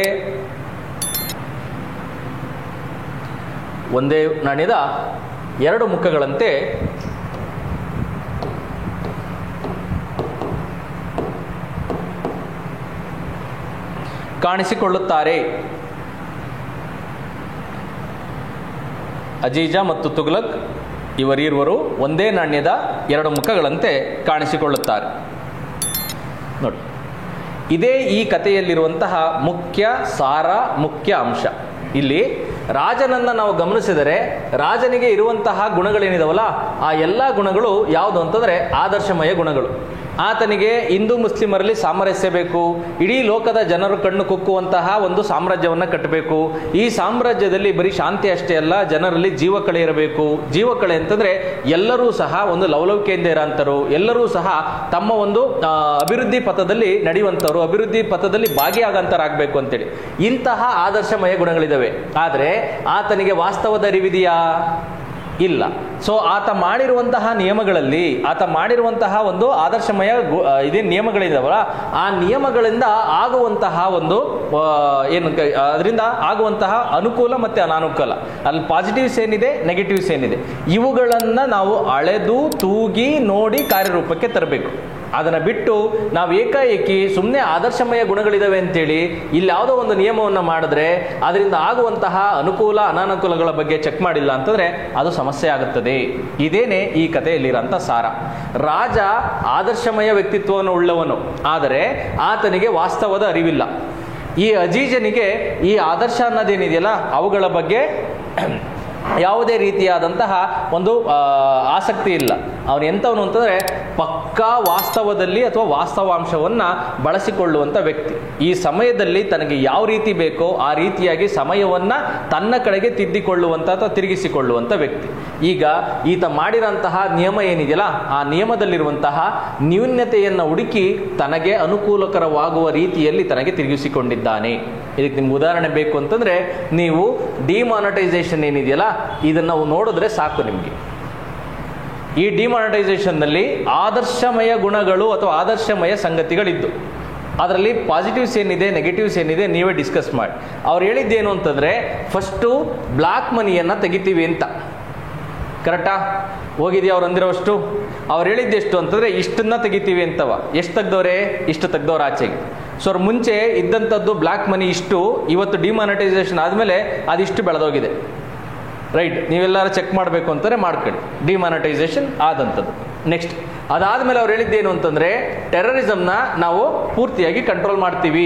ಯಾಕೆ ಅಂತಂದರೆ ಈ ದೊಡ್ಡ ದೊಡ್ಡ ನೋಟುಗಳು ಏನಿದಾವಲ್ಲ ಆ ನೋಟುಗಳು ಪೂರ್ತಿಯಾಗಿ ಟೆರರಿಸಮ್ಗೆ ಈ ಬೇಗ ಬೇಗ ತಲುಪ್ತಾ ಇದ್ದಾವೆ, ಹಾಗಾಗಿ ಅವ್ರಿಗೆ ದುಡ್ಡು ಜಾಸ್ತಿ ಸಿಗ್ತಾ ಇದೆ ಅಂತೇಳಿ. ಸೊ ಇದರಲ್ಲಿ ಅವರೆಷ್ಟು ಸಫಲರಾಗಿದ್ದಾರೆ ಅದನ್ನ ನಾವು ಚೆಕ್ ಮಾಡಬೇಕು. ಅದಾದ ನಂತರದಲ್ಲಿ ನಮಗೆ ಕಾಣಿಸೋಂತಹ ಅಂಶ ಏನು ಅಂತಂದರೆ ಅವ್ರು ಹೇಳಿದ್ದೇನು ಅಂತಂದರೆ ಕೌಂಟರ್ಫಿಟ್ ಕರೆನ್ಸಿ ಮಾಡೋಕ್ಕೆ ಸಾಧ್ಯ ಇಲ್ಲ ಅಂತೇಳಿ. ಸೊ ಕೌಂಟರ್ಫಿಟ್ ಕರೆನ್ಸಿ ಅನ್ನೋದೇನಿದೆಯಲ್ಲ ನೀವೇ ತಗೊಂಡೋಗಿ 500 ರೂಪಾಯಿ ನೋಟ್ಗಳನ್ನ ಬ್ಯಾಂಕ್ಗಳಿಗೆ ಹಾಕಿ, ಆ ಬ್ಯಾಂಕ್ಗಳಿಗೆ ಹಾಕಿದ್ರೆ ಅಲ್ಲೇ ಕೊಡುತ್ತೆ. ಏನಂತಾರೆ 1 ಲಕ್ಷನೋ ಅಥವಾ 2 ಲಕ್ಷ ನೋಟಲ್ಲಿ 5 ರಿಂದ 10 ನೋಟ್ಗಳು ಬರ್ತಾ ಇದಾವೆ ಆಚೆ ಈಗಾಗಲೇ. ಕೌಂಟರ್ಫಿಟ್ ಕರೆನ್ಸಿ. ರೈಟ್, 2000 ಅವ್ರು ಬೇಡ ಅಂತೇಳಿ ಅದನ್ನು ತೆಗೆದುಹಾಕಿದ್ದಾರೆ. 2000 ಇವಾಗಿಲ್ಲ, ನಮ್ಮ ಹತ್ರ ಇರೋದು 500 ರೂಪಾಯಿದಷ್ಟೇ. ಆಯ್ತಾ, ಇದು ಎಷ್ಟು ಸಕ್ಸಸ್ಫುಲ್ ಆಗಿದೆಯೋ ಏನೋ ನೀವೇ ಚೆಕ್ ಮಾಡಿ. ಈ ಕಡೆಗೆ ಬನ್ನಿ. ಈ ಡಿಮಾಟೈಸೇಷನ್ ಮಾಡ್ತೀವಿ ಅಂತೇಳಿ ಯಾರಿಗೂ ಹೇಳ್ದಂಗೆ ಅದು ಒಳಗಡೆ ಮಾಡ್ಕೊಂಡು ಮಾಡಿದಂತಹ ಇದು. ಈ ವಿಚಾರವನ್ನು ಜನರಿಗೆ ಪೂರ್ತಿಯಾಗಿ ತಿಳಿಸ್ತಿಲ್ಲ, ಏನಾಗುತ್ತೆ ಏನು ಬಿಡುತ್ತೆ ಅಂತೇಳಿ. ನಿಮ್ಮಲ್ಲಿರುವಂತಹ 500 ರೂಪಾಯಿ ನೋಟು, ನಿಮ್ಮಲ್ಲಿರುವಂತಹ 1000 ರೂಪಾಯಿ ನೋಟು ಅವೆರಡೂ ಕೆಲಸಕ್ಕೆ ಬರೋದಿಲ್ಲ ಅಂತ ಹೇಳಿದ್ರು. ಅದು ಜನರಿಗೆ ಏನನ್ನಿಸ್ತು ಅಂತಂದರೆ ನಮ್ಮ ದುಡ್ಡಿಗೆ ಬೆಲೆನೇ ಇಲ್ಲ ಅಂತ ಹೇಳ್ಬಿಟ್ಟು ಅಂತ. ಸೊ ಅವ್ರು ಹೇಳಿದ್ದೇನು ಅಂತಾರೆ, ನೆಕ್ಸ್ಟ್ ಡೇ ನೀವೆಲ್ಲ 500 ರೂಪಾಯಿ ನೋಟ್ನ 1000 ರೂಪಾಯಿ ನೋಟ್ನ ಬ್ಯಾಂಕಿಗೆ ತಂದು ಬೇಕಾದ್ರೆ ಎಕ್ಸ್ಚೇಂಜ್ ಮಾಡ್ಕೊಳ್ಳಿ, ಇಲ್ಲ ನಿಮ್ಮ ಅಕೌಂಟ್ಗೆ ಹಾಕಿ. ಅವನ್ನೆಲ್ಲ ಹೇಳಿದ್ದು ಬೆಳಿಗ್ಗೆ. ಸಂಜೆ ಹೇಳಿದ್ದೇನು ಅಂತಂದರೆ ಇವ್ಯಾವ ಇವತ್ತಿಗಿಂದ ಚಲಾವಣೆಯಲ್ಲಿ ಬರೋದಿಲ್ಲ, ಇನ್ನು ಮಿಕ್ಕಿರೋಂಥದ್ದನ್ನೆಲ್ಲ ನಾಳೆ ಹೇಳ್ತೀವಿ ಅಂತ. ರಾತ್ರೋರಾತ್ರಿ ನನಗೆ ಗೊತ್ತಿದ್ದಂಗೆ ನಾವು ಡೆಲ್ಲಿನಲ್ಲಿದ್ದಂತಹ ಸಮಯ, ಆ ಡೆಲ್ಲಿನಲ್ಲಿದ್ದಾಗ ಒಂದು ಉಪ್ಪಿನ ಪ್ಯಾಕೆಟ್ನ ಬೆಲೆ ಎಷ್ಟಾಗಿತ್ತು ಅಂತಂದರೆ 500 ರೂಪಾಯಿಂದ 1000 ರೂಪಾಯಿ ಆಗಿತ್ತು. ಏಕೆಂದರೆ ಜನರಿಗೆ ಗೊತ್ತಿಲ್ಲ ಸುದ್ದಿ. ರೈಟ್, ಅದು ಆದರ್ಶಮಯ ಗುಣಗಳಿದಾವಲ್ಲಿ. ಆದರೆ ವಾಸ್ತವಾಂಶ ತಿಳಿದಿಲ್ಲ ಅಂತಂದರೆ ಅವತ್ತು ಜನರು ಅವ್ರ ಹತ್ರ ಇರೋಂಥ 500 ರೂಪಾಯಿ ನೋಟು, ಇದಕ್ಕೇನು ಬೆಲೆ ಇದೆ, ನಾಳಿಂದ ನಮ್ಮ ಮೋದಿಜಿ ಹೇಳಿದ್ದಾರೆ ಇದಕ್ಕೇನು ಬೆಲೆ ಇಲ್ವಂತೆ ಅಂತೇಳಿ, ನಾವು ಕೊಡಬೇಕಂತೆ ವಾಪಸ್ಸು ಅಂತೇಳಿ, ಹೋಗ್ಲಿ ಬಿಡು ಉಪ್ಪಾರ ಸಿಗ್ತೈತಲ್ಲ ಅಂತೇಳಿ ಹೋಗಿ 1 kg ಉಪ್ಪು ತಾಂಬರ ಅಂಥದ್ದು. ಇದು ಸಮಸ್ಯೆ. ಅದಾದಮೇಲೆ ಎಷ್ಟೋ ಜನ ಕ್ಯೂನಲ್ಲಿ ನಿಂತು ಬಿಸಿಲಲ್ಲಿ ಬೆಂದೋದ್ರು. ಅವ್ರ ಹತ್ರ ಇದ್ದಂಥ ಹಳೆ ನೋಟುಗಳನ್ನು ತಗೋಬೇಕು ಅಂತಂದರೆ, ಮನೆ ಕಟ್ಟಿಸ್ಬೇಕು ಅಂತಂದ್ರಿಲ್ಲ, ಮದುವೆ ಮಾಡಿಸ್ಬೇಕು ಅಂತಂದರೆ ಕಾಸಿಲ್ಲ. ಇದು ಅದಾದ ನಂತರದಲ್ಲಿ ಎಷ್ಟೋ ಜನ ಅವತ್ತಿನ ಕಾಲಕ್ಕೆ ಯಾವ ಯಾವ ಕೆಟ್ಟ ಕೆಟ್ಟ ಚಟುವಟಿಕೆಯಲ್ಲಿ ನಾವು ಮುಳುಗಕ್ಕೆ ಸಾಧ್ಯ ಇದೆಯೋ ಅವೆಲ್ಲ ಆಯಿತು. ಅದಾದಮೇಲೆ ಇನ್ನೂ ಇಂಪಾರ್ಟೆಂಟ್ ಆಗಿರೋ ವಿಚಾರ ಯಾವುದು ಅಂತಂದರೆ, ಅವತ್ತಿನ ಕಾಲಕ್ಕೆ ಇವರು ಬ್ಯಾಂಕ್ ಮ್ಯಾನೇಜರ್ಗಳು ಇವ್ರಿಗೆ ಇಷ್ಟೊಂದು ಮೋಸ ಮಾಡ್ತಾರೆ ಅಂತೇಳಿ ಇವರೇ ತಿಳಿದಿರಲಿಲ್ಲ. ಪರ್ಸೆಂಟೇಜ್ ಇದರಲ್ಲಿ ಪೂರ್ತಿಯಾಗಿ ಕನ್ವರ್ಟ್ ಮಾಡಿಕೊಟ್ಟಿದ್ದಾರೆ. ಅದನ್ನ ಏನು ಬ್ಲ್ಯಾಕ್ ಇತ್ತಲ್ಲ ಅದನ್ನು ವೈಟ್ ಮಾಡಿಕೊಟ್ಟಿದ್ದಾರೆ. ಸರ್ಕಾರಕ್ಕೆ ಅದಕ್ಕೆ ಲೆಕ್ಕ ಏನು ಬೇಕು ಎತ್ತ ಎಲ್ಲದನ್ನೂ ಕೊಡಿಸಿದ್ದಾರೆ. ಯಾರು ಅಂತಂದರೆ ಇವರು ಕೋಟ್ಯಾಧಿಪತಿಗಳಾಗೋಗಿದ್ದಾರೆ ಅವತ್ತಿನ ಕಾಲದಲ್ಲಿ. ಯಾರ್ಯಾರೋ ಅಸಿಸ್ಟೆಂಟ್ ಮ್ಯಾನೇಜರ್ಗಳಿದ್ರಲ್ಲ ಪರ್ಸೆಂಟೇಜ್ ಲೆಕ್ಕದಲ್ಲಿ. ಇದಕ್ಕಿನ್ನ ವಿಶೇಷವಾಗಿರೋದು ಯಾವುದು ಅಂತಂದರೆ ಜನ್ಧನ್ ಯೋಜನಾ. ಅವರ ಒಂದು ಕನಸಿನ ಕೂಸದು, ಎಲ್ರಿಗೂ ಅಕೌಂಟ್ನ ಕೊಡ್ಬೇಕು ನಾವು ಅಂತ ಹೇಳ್ಬಿಟ್ಟು ಅಂತ ಎಲ್ರಿಗೂ 0 ಬ್ಯಾಲೆನ್ಸ್ ಅಕೌಂಟ್ನ ಕೊಟ್ಟರು. ಆ 0 ಬ್ಯಾಲೆನ್ಸ್ ಅಕೌಂಟೇ ಎಲ್ಲಿ ಬಂತು ಅಂತಂದರೆ ಅವ್ರ ಕುತ್ತಿಗೆಗೆ ಬಂತು. ಕೊನೆಗೆ ಅವರೇ ಹೇಳಿದ್ರು, ಅನೌನ್ಸ್ ಮಾಡಿದ್ರು. ಏನಂತ ಅನೌನ್ಸ್ ಮಾಡಿದ್ರು ಅಂತಂದರೆ, ಇಲ್ಲ ಜನ್ಧನ್ ಅಕೌಂಟ್ಗೆ ನೀವು ಒಂದ್ಸರಿ ಹಾಕಿದ್ರೆ ಮತ್ತೆ ತೆಗೆಯಕ್ಕೆ ಸಾಧ್ಯ ಇಲ್ಲ ಅಂತ. ಅಷ್ಟರೊಳಗಡೆ ಒಂದು 70 to 80% ಬ್ಲಾಕ್ ಮನಿ ಅನ್ನೋದೇನಿದೆಯಲ್ಲ ಅದು ಕನ್ವರ್ಟ್ ಆಗಿ ಹೋಗಿತ್ತು. ಯಾವುದ್ರ ಮುಖಾಂತರ ಅಂತಂದರೆ ಇದ್ರ ಮುಖಾಂತರ. ಇದೇನೇ ವಾಸ್ತವಾಂಶ ಅಂತಂದ್ರೆ ಅರ್ಥ ಆಗ್ತಿದೆಯಾ? ಸೊ ದುಡ್ಡನ್ನು ತೆಗಿಯೋದಕ್ಕೂ ಸಮಸ್ಯೆ ಆಗಿದ್ದು. ನಿಮಗೆ ಅದು ಪರಿಚಯ ಇದೆಯಾ? ನೀವು ಇನ್ನು ಹೈಸ್ಕೂಲಲ್ಲಿ ಇದ್ರಿ ಅನಿಸುತ್ತೆ, ನಿಮಗೆ ಗೊತ್ತಿಲ್ಲ. ಯಾಕೆ ನೀವು ಮನೇಲಿ ಇರ್ತೀರಾ. ಹೊರಗಡೆ ಇದ್ದಂಥ ಸಂದರ್ಭದಲ್ಲಿ ನಮಗೆ ಹೊರಗಡೆ ಹೋದರೆ ಅಲ್ಲಿ ಏನು ಮಾಡಬೇಕು ಏನು ಬಿಡಬೇಕು ಅಂತ ಗೊತ್ತಿಲ್ಲ. ಕ್ಯೂ ನೋಡಿದ್ರೆ ATM ಅಲ್ಲಿ ಒಂದು 100 ರಿಂದ 200 ಜನ ನಿಂತಿರ್ತಾರೆ. ಅಲ್ಲಿ ಆ ಬಿಸಿಲಲ್ಲಿ ಉರಿ ಬಿಸಿಲು ಆ ಡೆಲ್ಲಿನಲ್ಲಿ ನಿಂತ್ಕೋಬೇಕು ಅಂದ್ರೆ ಆಗಲ್ಲ. ಕೊನೆಗೆ ಏನೇನೋ ಪ್ಲ್ಯಾನ್ ಮಾಡೋದು. ಯಾವುದು ಅಂತಂದರೆ ಈ ಏನೇ ಸಮಸ್ಯೆ ಆದ್ರೂ ಇವರು ಮಾತ್ರ ನಿಲ್ಲಿಸೋದಿಲ್ಲ. ಆಯ್ತಾ? ಎಷ್ಟೋ ಜನ ನೀವು ನೋಡಿರ್ತೀರಾ, ಓದೋದಕ್ಕೆ ಕಾಸಿಲ್ಲ ಅಂತೇಳಿ ಓದೋದನ್ನ ಬಿಟ್ಟಿರ್ತಾರೆ. ಆದರೆ ಕುಡಿಯೋಕ್ಕೆ ಕಾಸಿಲ್ಲ ಅಂತೇಳಿ ಯಾರೋ ಕುಡಿಯೋದು ಬಿಟ್ಟರೆ ನೋಡಿದ್ದೀರಾ? ಅವ್ರು ಇದ್ದೇ ಇರ್ತಾರೆ. ಸೊ ನಾವು ಡೆಲ್ಲಿನಲ್ಲಿ ಏನು ಮಾಡ್ತಿದ್ವು ಅಂತಂದರೆ, ಸೀದಾ ಅಲ್ಲಿ ಎಲ್ಲೆಲ್ಲಿ ಇದನ್ನು ತಗೊಳಕ್ಕೆ ಹೋಗ್ತಾರಲ್ಲ, ನಮ್ಮ ಹತ್ರ ಕಾರ್ಡ್ ಇತ್ತು. ಆ ಕಾರ್ಡ್ನ ತೊಗೊಂಡೋಗಿ ಇದರಲ್ಲಿ ಸ್ವೈಪ್ ಮಾಡೋದು. ಅಣ್ಣ ನೀವು ಒಂದು ಕೆಲಸ ಮಾಡು, ನಿಂಗೆ ಏನು ಬೇಕೋ ನೀನು ತಗೋ, ಮಿಕ್ಕಿರೋದು ಕಾಸೇನಿದೆಯಲ್ಲ ಆ ಕಾಸು ನನಗೆ ಕೊಡು, ಈ ಕಾರ್ಡಲ್ಲಿ ನಾನು ಸ್ವೈಪ್ ಮಾಡ್ಕೊಡ್ತೀನಿ ಅಂತ. ಇದು ಸ್ವಲ್ಪ ದಿವಸ ಮಾಡಿದು. ಅದು ಎಲ್ರಿಗೂ ಗೊತ್ತಾಯಿತು. ಎಲ್ಲರೂ ಹಂಗೆ ಮಾಡೋಕ್ಕೆ ಸ್ಟಾರ್ಟ್ ಮಾಡಿದ್ರು. ಅಂಗಡಿಯವರು ಬಿಟ್ಟರು ಅದನ್ನ. ಕೊನೆಗೆ ಎಲ್ಲೂ ನಮಗೂ ದುಡ್ಡು ಸಿಗ್ತಿರ್ಲಿಲ್ಲ. ಕೊನೆಗೆ ನಮಗೆ ಗೊತ್ತಿದ್ದಂಗೆ ನಾವು ಯಾವ ಹಂತಕ್ಕೆ ಹೋಗಿದ್ದು ಅಂತಂದರೆ, ಯೂಶ್ವಲಿ ಕೊರಿಯರಲ್ಲಿ ದುಡ್ಡನ್ನು ಕಳ್ಸಂಗಿಲ್ಲ. ನೀವು ಯಾವುದ್ರಲ್ಲಾರು ಕಳಿಸಿ, ಕೊರಿಯರಲ್ಲಿ ಅದನ್ನೆಲ್ಲ ಕಳ್ಸಂಗಿಲ್ಲ. ಕೊನೆಗೆ ಅದೇನು ಮಾಡೋದು ಅಂತಂದರೆ, ಒಂದು ಟೆಕ್ಸ್ಟ್ ಬುಕ್ ತಗೋಣ ಅಂಥದ್ದು. ಆ ಟೆಕ್ಸ್ಟ್ ಬುಕ್ಗೆ ಪೂರ್ತಿಯಾಗಿ ರ್ಯಾಪ್ ಮಾಡೋ ಅಂಥದ್ದು. ಆ ಟೆಕ್ಸ್ಟ್ ಬುಕ್ ಒಳಗಡೆಗೆ ಒಂದೊಂದೇ ನೋಟ್ಗಳನ್ನ ಇಡಿಸೋ ಅಂಥದ್ದು. ಆ ನೋಟ್ಸ್ನ ಇಡಿಸಿ ಬೆಂಗಳೂರಿಂದ ಅಲ್ಲಿಗೆ ಬರೋದು. ಆ ಕೊರಿಯರ್ ಅಂಗಡಿನಲ್ಲಿ ಕೆಲಸ ಮಾಡ್ತಾ ಇದ್ದ. ಅವನು ಹೇಳ್ತಾ ಇದ್ದ, ಸರ್ ಮೇಲ್ಗಡೆ ಒಂದು ಪೂರ್ತಿಯಾಗಿ ಎನ್ವಲಪ್ ಇರುತ್ತೆ, ಅದು ಪೂರ್ತಿ ಗಮ್ ಹೊಡೆದಿರ್ತಾರೆ. ಅದೇನಾರ ಟ್ಯಾಂಪರ್ ಆಗಿದೆ ಅಂದರೆ ಮಾತ್ರ ಈ ಕೊರಿಯರ್ನ ತಗೊಳಕ್ಕೆ ಹೋಗ್ಬೇಡಿ. ಆ ಟ್ಯಾಂಪರ್ ಆಗಿದೆ ಅಂತಾರೆ ಒಳಗಡೆ ತೆಗೆದಿದ್ದಾರೆ ಅಂತ ಅವ್ರ ಅರ್ಥ.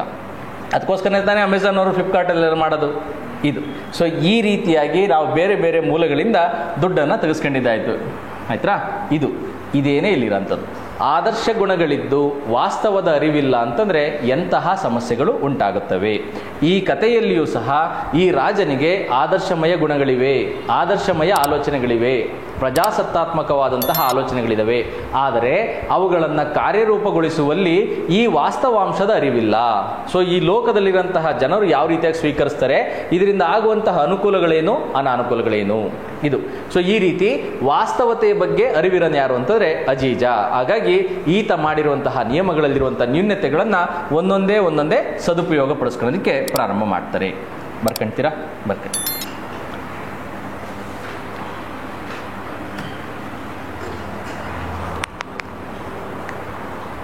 ಈ ನಾಟಕದಲ್ಲಿ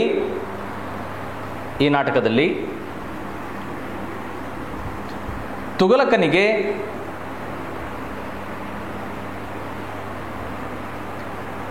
ಆದರ್ಶಮಯ ಗುಣಗಳಿವೆ ಮತ್ತು ಆಲೋಚನೆಗಳಿವೆ.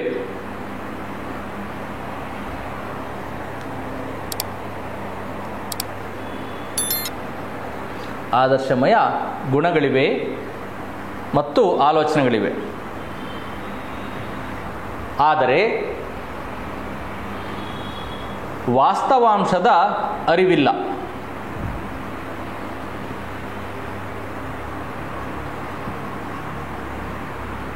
Full stop. ತಾನು ಮಾಡುತ್ತಿರುವ ನಿಯಮಗಳಲ್ಲಿ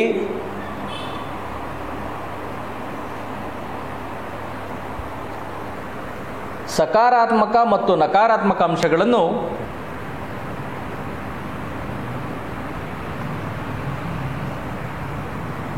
ತಾನು ಎಂದೂ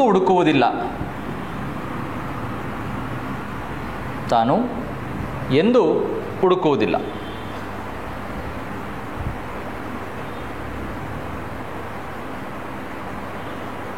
ನೆಕ್ಸ್ಟ್ ಪಾರ. ಪಕ್ಕಾ ವಾಸ್ತವವಾದಿಯಾದಂತಹ ಅಜೀಜನು ರಾಜನ ಎಲ್ಲ ನಿಯಮಗಳಲ್ಲಿ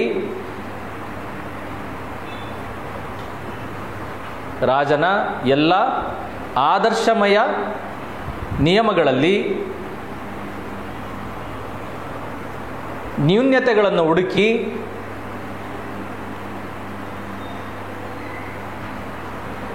ತನ್ನ ಅನುಕೂಲಕ್ಕೆ ತಕ್ಕಂತೆ ಬಳಸಿಕೊಳ್ಳುತ್ತಾನೆ.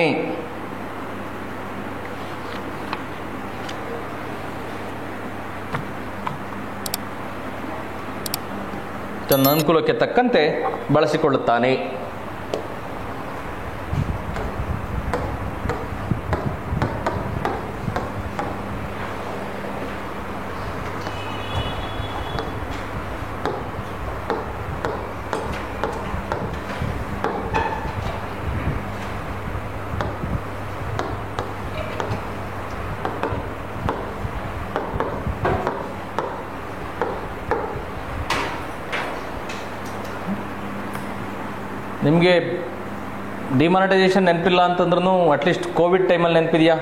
ಫಸ್ಟ್ ವೇವ್, ಸೆಕೆಂಡ್ ಟೈಮಲ್ಲಿ ಕೋವಿಡ್ ಸಂದರ್ಭದಲ್ಲಿ ಆಕ್ಸಿಜನ್ ಬಾಟಲ್ ಏನಿದಾವಲ್ಲ ಅದೇ ದೊಡ್ಡ ದಂಧೆ ಆಗೋಯ್ತು. ಅದಾದ ಮೇಲೆ ಬೆಡ್ ಏನಿದೆಯಲ್ಲ ಅದು ದೊಡ್ಡ ದಂಧೆ ಆಗೋಯ್ತು. ವ್ಯಾಕ್ಸಿನ್ ಏನಿದೆಯಲ್ಲ ಅದು ದೊಡ್ಡ ದಂಧೆ ಆಗೋಯ್ತು. ಅವ್ರು ಮಾಡಿರೋಂಥ ಎಲ್ಲ ಆದರ್ಶಮಯ ಗುಣಗಳೇ ಇದ್ದು ಅದರಲ್ಲೆಲ್ಲ ಪೂರ್ತಿಯಾಗಿ ಈ ಲೋಕಕ್ಕೆ ಅನುಕೂಲ ಆಗುತ್ತೆ ಅನ್ನೋ ರೀತಿಯಿಂದಲೇ ಮಾಡಿದ್ರು. ಅದರ ಉಪಯೋಗವನ್ನು ಪಡ್ಕೊಂಡರೆ ಯಾರು ಅಂತಂದರೆ ಒಂದು ಸಪ್ರೇಟ್ ಚಂಕ್ ಆಫ್ ಪೀಪಲ್ ಅಷ್ಟೇ, ಕೆಲವೇ ಒಂದು ಪ್ರತ್ಯೇಕ ವರ್ಗ ಬಳಸ್ಕಂತು. ಇದು ಯಾಕೆ ಅಂತಂದರೆ ನಾವು ಮಾಡುವಂತಹ ನಿಯಮಗಳಲ್ಲಿ ನಮಗೆ ಅದರಿಂದ ಆಗುವಂತಹ ಪಾಸಿಟಿವ್ಸ್ ಏನಿದೆ, ನೆಗೆಟಿವ್ಸ್ ಏನಿದೆ ಗೊತ್ತಿರಬೇಕು. ಬರೀ ಹೆಸರುಗಳನ್ನು ಚೆನ್ನಾಗಿಟ್ಟರಾಗಲ್ಲ, ಒಳ್ಳೊಳ್ಳೆ ರೀತಿಯಿಂದಲೇ ಅದರೊಳಗೆ ಇರೋಂತಹ ಅಂಶಗಳನ್ನು ಚೆನ್ನಾಗಿ ಇಂಪ್ಲಿಮೆಂಟ್ ಮಾಡಬೇಕು ಅಂತ. ನಮ್ಮ ಗೌರ್ಮೆಂಟ್ ಪ್ರೋಗ್ರಾಮ್ಸ್ನ ಏನಂತ ಕರೀತಾರೆ ಗೊತ್ತಾ? ಪೇಪರ್ ಟೈಗರ್ಸ್ ಅಂತ ಕರೀತಾರೆ. ಏನಿಂಗಂದ್ರೆ ನ್ಯೂಸ್ ಪೇಪರ್ಲಿ ಅಂದರೆ ಅವೆಲ್ಲವೂ ಪೂರ್ತಿಯಾಗಿ ಓದ್ತಾ ಇದ್ರೆ ಅಯ್ಯೋ ನಮ್ಮ ದೇಶ ಸುವರ್ಣ ಯುಗ ಇನ್ನೇನು ಬಂತು, ನಾಳೆ ನಾಡಿದಲ್ಲಿ ಹಾಲಿನ ಹೊಳೆ ಅಥವಾ ಜೇನಿನ ಮಳೆ ಆಗೋಗುತ್ತೆ ಅಂತವ. ಅದು ಆ ರೀತಿಯಾಗಿ ಅಂಬೋ ಅಂತ ಇರ್ತವಂಗೆ ಇದ್ರ ಮೇಲೆ. ಅದಕ್ಕೆ ಕಾರ್ಯರೂಪಕ್ಕೆ ಬಂದಿದೆ ಅಂತಂದರೆ ಯಾರೋ ಅದರಲ್ಲಿ ಏನೋ ಒಂದು ಲೋಪದೋಷಗಳನ್ನ ಹುಡುಕೊಂಡು ಅವರ ಒಂದು ಅನುಕೂಲಕ್ಕೆ ಬಳಸ್ಕೊಂಡಿರ್ತಾರೆ. ಅದು ಸಮಸ್ಯೆ ಆಗಿರೋದು. ಸೊ ಭಾರತ ದೇಶದಲ್ಲಿ ಕಾನೂನುಗಳಿಗೆ ಸಮಸ್ಯೆ ಇಲ್ಲ, ಆದರೆ ಅವು ಸರಿಯಾದ ರೀತಿಯಲ್ಲಿ ಕಾರ್ಯರೂಪಕ್ಕೆ ಬರ್ತಾ ಇಲ್ಲ ಅಂತ. ಬನ್ನಿ.